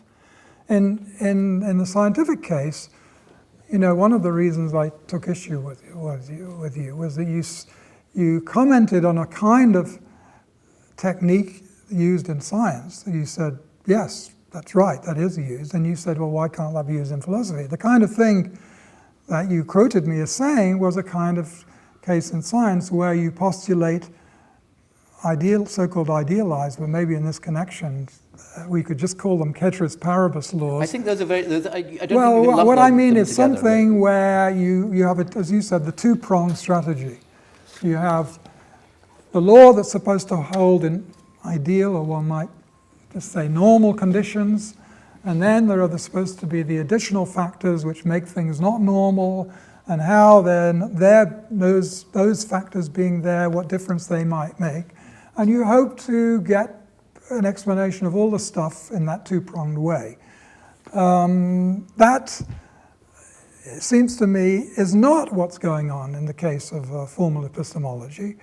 At least, it seems to me that there is another thing one can do, a separate thing, which also might be called idealization, where you just simply, it's useful to suppose something known to be false, but approximately true and good enough for the time being, maybe good enough, so that is also done. That's not the same thing as where you postulate a combination of ceteris paribus laws plus further factors and so on. You just say, look, I'm just assuming that planets are point masses because it's mathematically tractable. I'm not saying, oh, well, really, everything is going to be explained by that assumption plus other assumptions.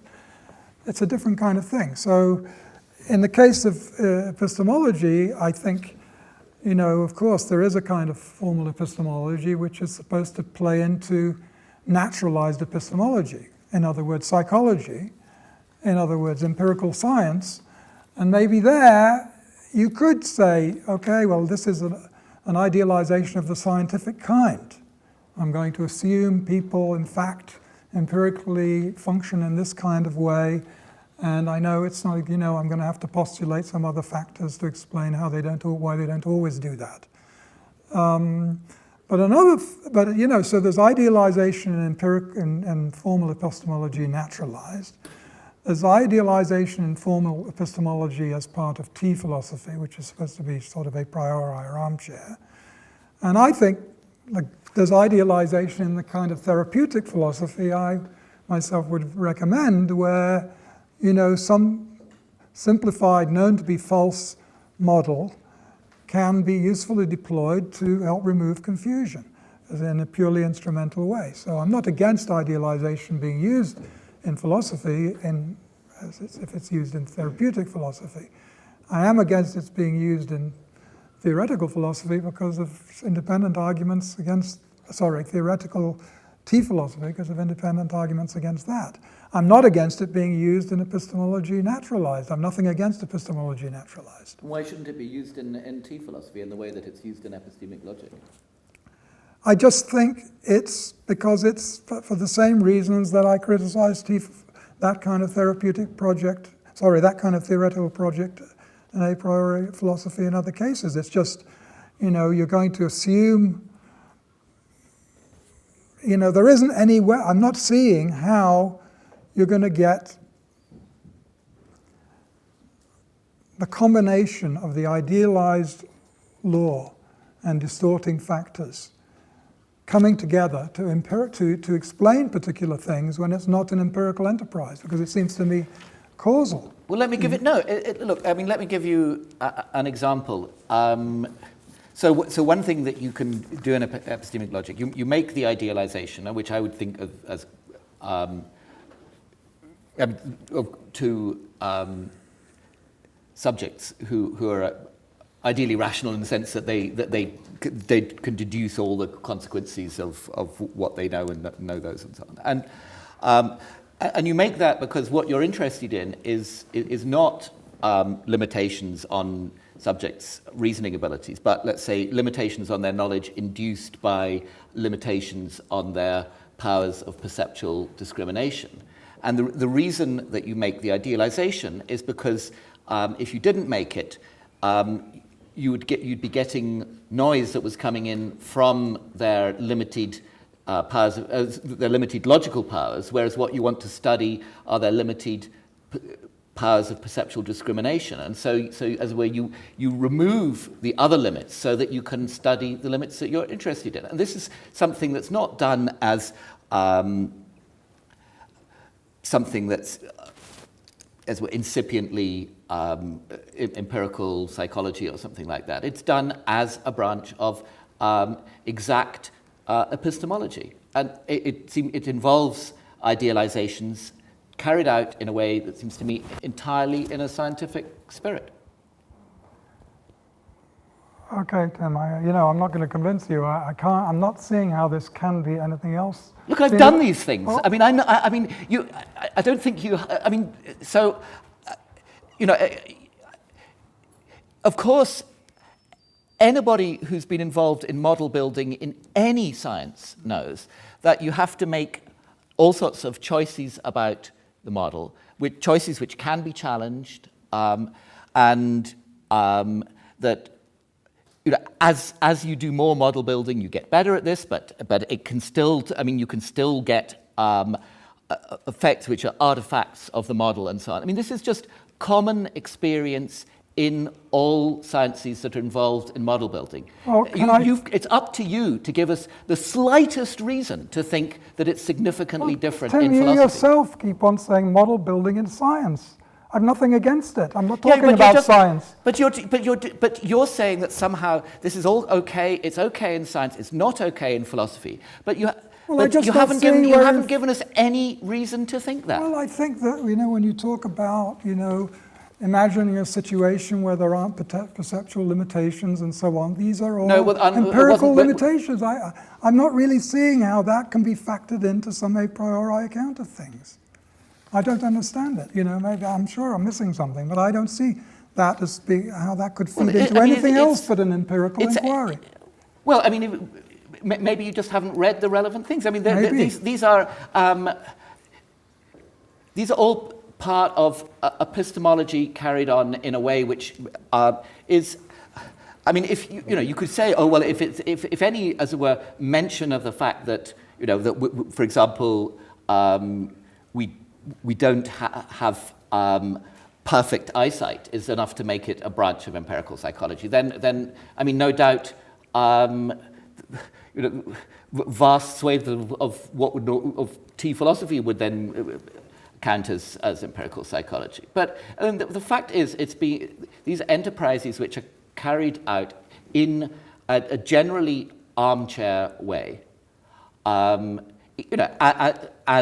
tea philosophy tends to be, but nevertheless involve model building and seem to cast some light on the kind of phenomena that epistemologists have traditionally been interested in.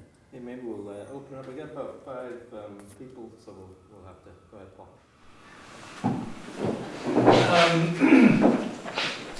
It's continuous, I guess, with some of these concerns. But what I was having trouble with is getting a good fix on exactly what I should think tea philosophy is, in such a way that it wouldn't raise immediately a worry about self-refutation critique.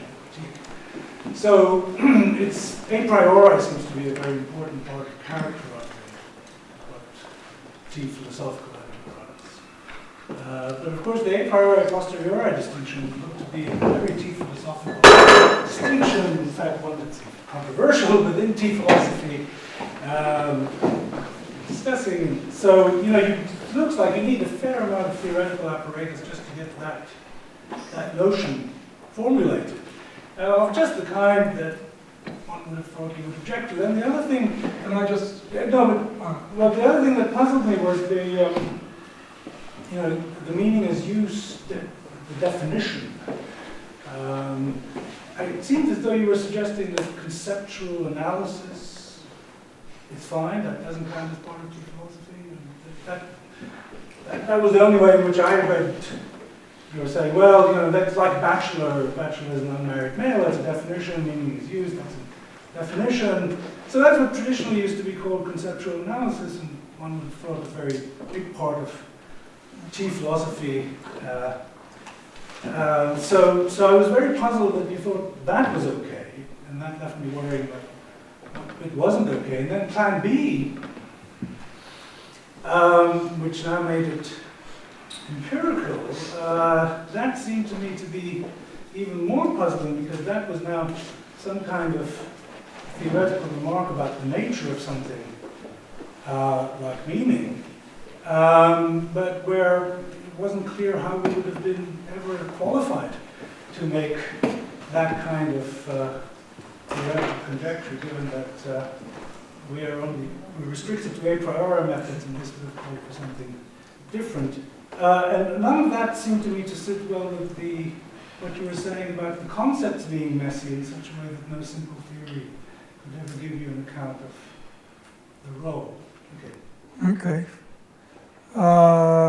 Okay, I'm seeing 3 issues.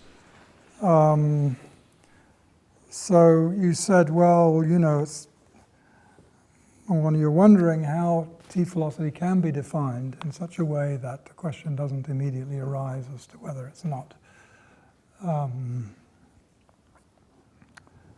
The criticism of it, the critique of it wouldn't itself count as tea philosophy. Or the view that tea philosophy is irrational wouldn't itself count as tea philosophy. Look, I don't have any hope of defining it in such a way that the question can't even be reasonably raised. I think the question is going to be reasonably raised, and then I think there's a reasonable discussion. And Tim did a good job of, didn't agree with it, but of explaining what I say in response to that. I think that the claims, the critical claims that I make are supposed to be the kinds of things that don't engage in the sorts of criticized, are supposed to be obvious or potentially obvious, or you draw attention to certain things and then the conclusion follows. Now, let me try and give my answer. Now, you said it specifically as if, it might be helpful to me if I could, as I do, invoke the a priori, a posteriori distinction. And one thing that's helped to clarify I'm not sure that really helps me, but it certainly is for this previous point, but it's certainly true that one of the distinctive features is supposed to be that. He's not supposed to be criticizing the kind of philosophy that Quine advocates. That's not in the target area, so it's got to be regarded as a priori. And you're absolutely right that very distinction is controversial. And if Quine is right and there is no such thing as a priori, that's, as it were, a kind of separate attack, not the one that I choose to make, because I'm not so convinced that there's no such thing as the a priori, but it's a separate attack that may be a quicker route to destroying it. But I think what's important is that it's not thereby just kind of like a straw man that's being destroyed, because it seems to me that these question marks over the distinction are relatively new, and for a long time the distinction was respected, and I think a lot of philosophers, including the ones that I list who give various theories or in different parts of the subject, do think of it as a priori. So I think it's a worthy target, even if in fact there's a completely separate way of undermining it as an enterprise by criticizing the a priori, a posteriori. Paul, I have to allow to my response. Okay, all right. Well, anyway, that's how I understood it. Okay. Conceptual analysis, you've given yourself 3 questions, Paul. Conceptual analysis. Okay. I don't think that there's any objection to conceptual analysis in itself. Certainly no reason to think that Wittgenstein thinks, or I think, that there are words that, there are some words that have explicit definitions, and you can recognize what the definition of a word is. There's few that have definitions, and that's not going to count as T-philosophy. What maybe is T-philosophy is where, I don't know, a notion is problematic. Maybe doesn't seem on the face of it to be naturalistic, but you think everything has to be naturalistic. So you find some definition in naturalistic terms and you work like crazy to try and persuade people that this is going to somehow work. So that would be T-philosophy. So it depends what you're doing with the definitions or what the motive comes from, but in itself, I think it's not something which is banned. The example of meaning, yes, and so it's true that on the view I'm defending about meaning, the Wittgensteinian view, meaning happens to be one of those words that is definable. And that's the definition is in terms of use. Now,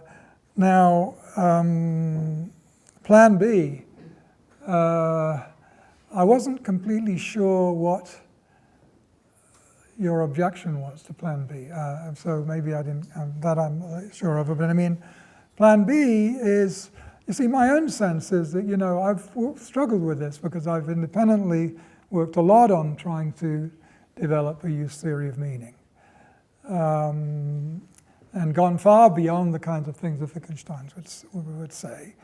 And some of the things that I say do strike me as clearly empirical, okay? And so I struggled with, well, where, what's the part which is a priori and what's the part where empirical evidence is needed? And it certainly does seem to be a line there. And it may be that my own more developed view that the meaning of a word is the fundamental law-like regularity of use that explains its overall use has empirical, needs empirical evidence for it, and something less specific is a priori. But so I do think there's a problem here. But I think in itself, the idea of giving an a posteriori empirical reductive analysis of a natural property is not so mysterious sort of thing. One can, of course, debate the particular answer that's suggested, but the idea that one might think that a word's having a certain meaning is a naturalistic property of it, it has certain causal consequences and so on, and you might look for some underlying property of the word that will account for those consequences, seems to me not a reasonable thing to explore. Run over 5 minutes or so? 10 minutes. 10 minutes, okay, good. And we can keep the questions compact. That's Thanks. yes. I'm wondering if you're really committed to the view of Wittgenstein as therapeutic, right? If that's what it's all about, is it too simplistic to say meaning is use? It needn't be a definition, nor need it be a theory. We could say meaning as use is a therapeutic technique that, given this or that particular philosophical problem exhibited by this or that particular philosopher who's presenting it, it may be useful, it may be not, in order to get that patient to see the kind of way to a dissolution of whatever problem that's Yeah, I mean, I think that Wittgenstein's therapeutic position and his actual therapies, in the case of particular philosophical problems and confusions, don't in any way depend on the view that meaning is use. What they depend on is the idea that confusions come from people's failing to recognize the use. Whether you identify that with meaning is not really important. They somehow confuse the use, they exaggerate, they overgeneralize. So there are certain errors made that come from, exaggerating analogies between the use of these expressions here, the use of maybe numerals and the use of other nouns. These other nouns, they stand for objects, therefore numerals stand for objects. So objects, surely they're somewhere in space and time. Where are the numbers? All of this kind of thing.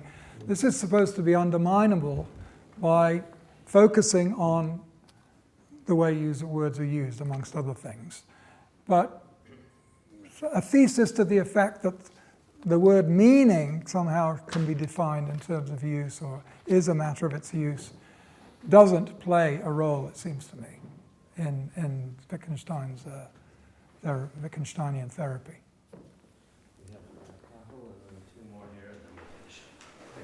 I wonder if you could say a little bit more about your critique of consciousness, theory of consciousness. So let's say, even if it's the case that I can't be mistaken that I'm in pain. So, Chalmers, who's one of the chief architects of the theory of consciousness, well, he doesn't think he can be mistaken about pain because he thinks what he means by pain is up to him. Okay? So he's an individualist about meaning. So even if that's true, what's the problem for coming up with a theory of consciousness? I mean, doesn't that just make it more interesting? So here's this interesting phenomenon. Individuals can't be mistaken about the conscious state they're in. So let's try and theorize that. Yeah, so I don't think the problem is, sorry? He doesn't think that, does he? Chalmers? No, I don't think so. But I don't really anyway think that the problem is, that we shouldn't be trying to, there's no theory of consciousness. I mean, I'm sure, there's a lot of work to be done in psychology and neurology and, about explaining pain and other conscious things. The thing that's of interest to Wittgenstein, I think, is the sense that there's something about consciousness that that makes us inclined to think of it as somehow a mystery. Not just, there are questions we don't yet know the answers to, or eventually we'll understand how consciousness arises, we haven't quite got to it yet. It's rather the feeling, well, how could anything possibly explain it? You know, it just seems like something that can't be addressed. So it's not just thought of as, well, yet we don't have the theories and the concepts needed, but with the progress of science, it'll all fall into place in the way that, you know, we eventually explained what life is in terms of DNA or something like that. It's rather the feeling that there's something completely inexplicable. There's somehow an explanatory gap, and just like impossible to see how that could be bridged. You know, so that's the target. And the suggestion is then that really the way of the answer, as it were, to the problems of consciousness isn't some fantastic new theory or some real conceptual breakthrough. It's rather that the whole problem comes out of a confusion in the first place, or this sense of mystery, and that we can in fact resolve it just by coming to understand the mistakes we're making. And it seems to me that one of the things that Wittgenstein, and I'm on board with him here, is one of the things that's identified as a central mistake is this thing that I think Dennett calls something like the private theatre, or I call it a private arena model, that somehow, you know, you can see your own, you know, it's as if the experiences occur in somebody's private cinema. You can see your own, and therefore you're incorrigible, and so on. You can see your own, but in the case of other people, you really have no idea. You've just got to kind of guess from the external symptoms what's going on. And you define, because you can see your own, you define the word pain in terms of what's going on in you, your qualia. And then, of course, it's an unknown thing whether other people have the same kind of qualia that you have, even though they may be using the word in a similar way. So it's the easiest assumption to make. So it's this kind of model which is supposed to be the source of the problem, and that model is encouraged by certain ways we have of using the word pain. Now, you know, to a first approximate, those ways of using the word are easily distorted and exaggerated. And they are the fact that we do treat people as more or less typically as an authority on what's going on in them. And so we think, oh, they've got to really, you know, when you see what somebody else acting in a certain way, it's because you infer from their actions that they're having something which is similar to what you have, you know, when you enact that way. So there is you know, a kind of a usage of the word which, oversimplified, leads into this private arena model, and which leads then to all the other problems.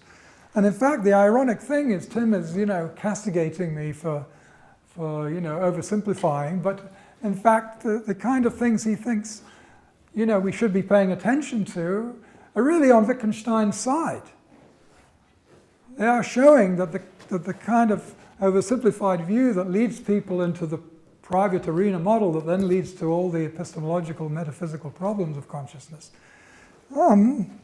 that's one of the techniques for trying to dissolve these things, is pointing out that actually our usage is much more complicated than is often, you know, naively assumed. We'll see if we can squeeze in two more questions just right there. That's you. Okay.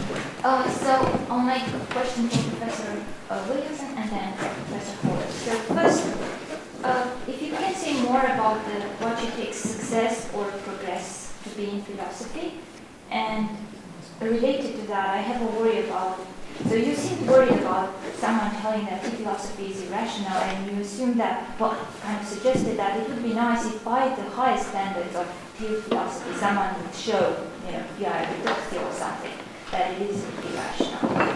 And I don't think that's kind of fair, because you might already assume some sort of irrationality when you claim that the only way someone can prove you're irrational if they accept your internal standards of argumentation. Okay. So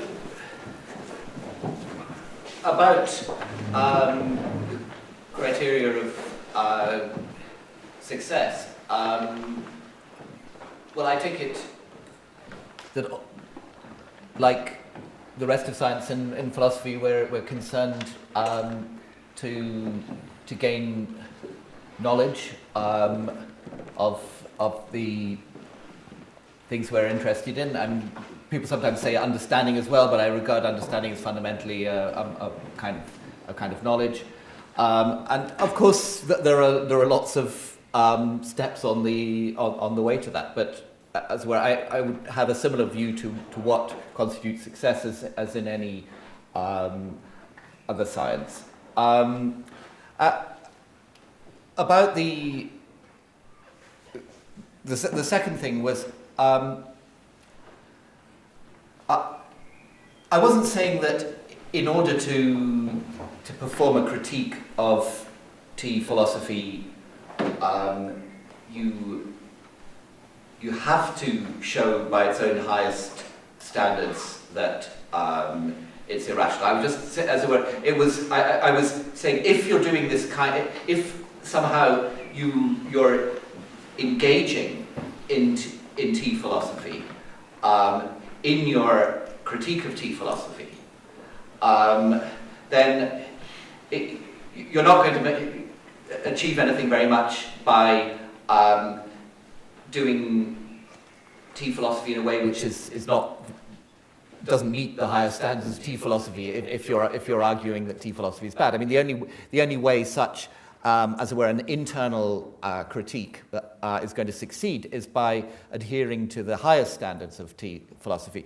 But I mean I wasn't in saying that precluding, as it were, some kind of external critique of T philosophy that was simply was coming from somewhere else entirely. I mean, I'm not sure how such a critique would go, but I wasn't meaning to rule that out. We'll just take one more. Can I say something on that point? Sure. Yeah, I mean, Tim, this is something that came up in Tim's presentation I didn't answer.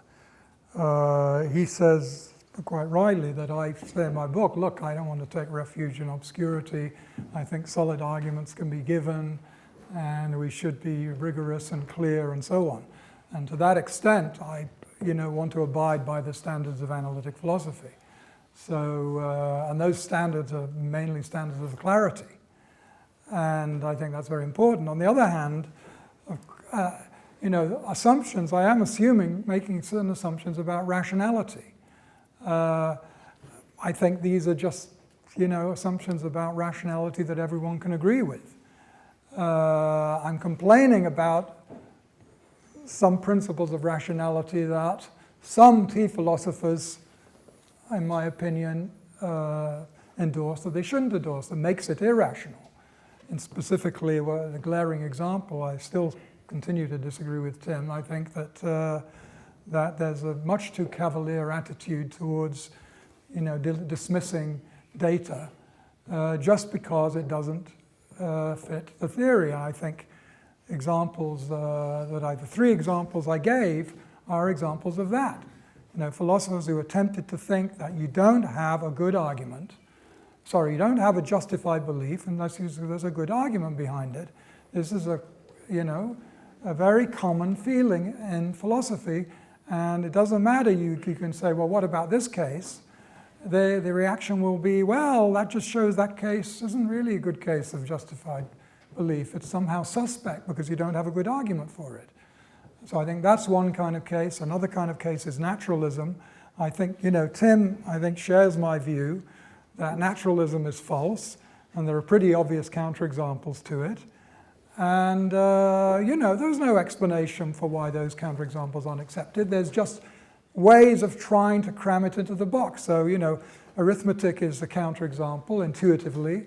And so the reaction of the T philosopher is to go through all sorts of contrivances to try and show that, they are naturalistic after all. Maybe we can identify the numbers with physical objects or something like that. So there is contrivance to make it work, which makes the whole thing unsimple and implausible. But there's this feeling that, simplicity, I think, is taken to a is taken so seriously, insisted on to an irrational degree. So, but the norms, it seems to me, I'm appealing to are ordinary norms that everyone can agree to. But can I say something about those two cases? I mean, the first one is a theory of justification that virtually nobody holds, because virtually anybody who's kind of tempted that way will also have some category of self-evidence or something like that. What about internalism, to generalize it? No, but they, you don't deny that a lot of philosophers still remain attached to an internalist. Yes, but they don't. But they won't. They won't they say that you've got to produce some kind of discursive argument for everything, because virtually anybody who holds that view is aware of problems of infinite regress and will have some other category that, like self-evidence to fall back on. And in the case of the naturalism example, the kind of natural, I mean, by the way, it's not that I think that any form of naturalism is false. I think that it's just a rather poorly defined notion. But the kind of naturalist philosophers you're talking about, they seem to be more as it were, doing something like the Quinean thing. And so, according to what you were saying earlier, they're not examples of T-philosophy anyway. I think actually we're in second overtime now. I think we.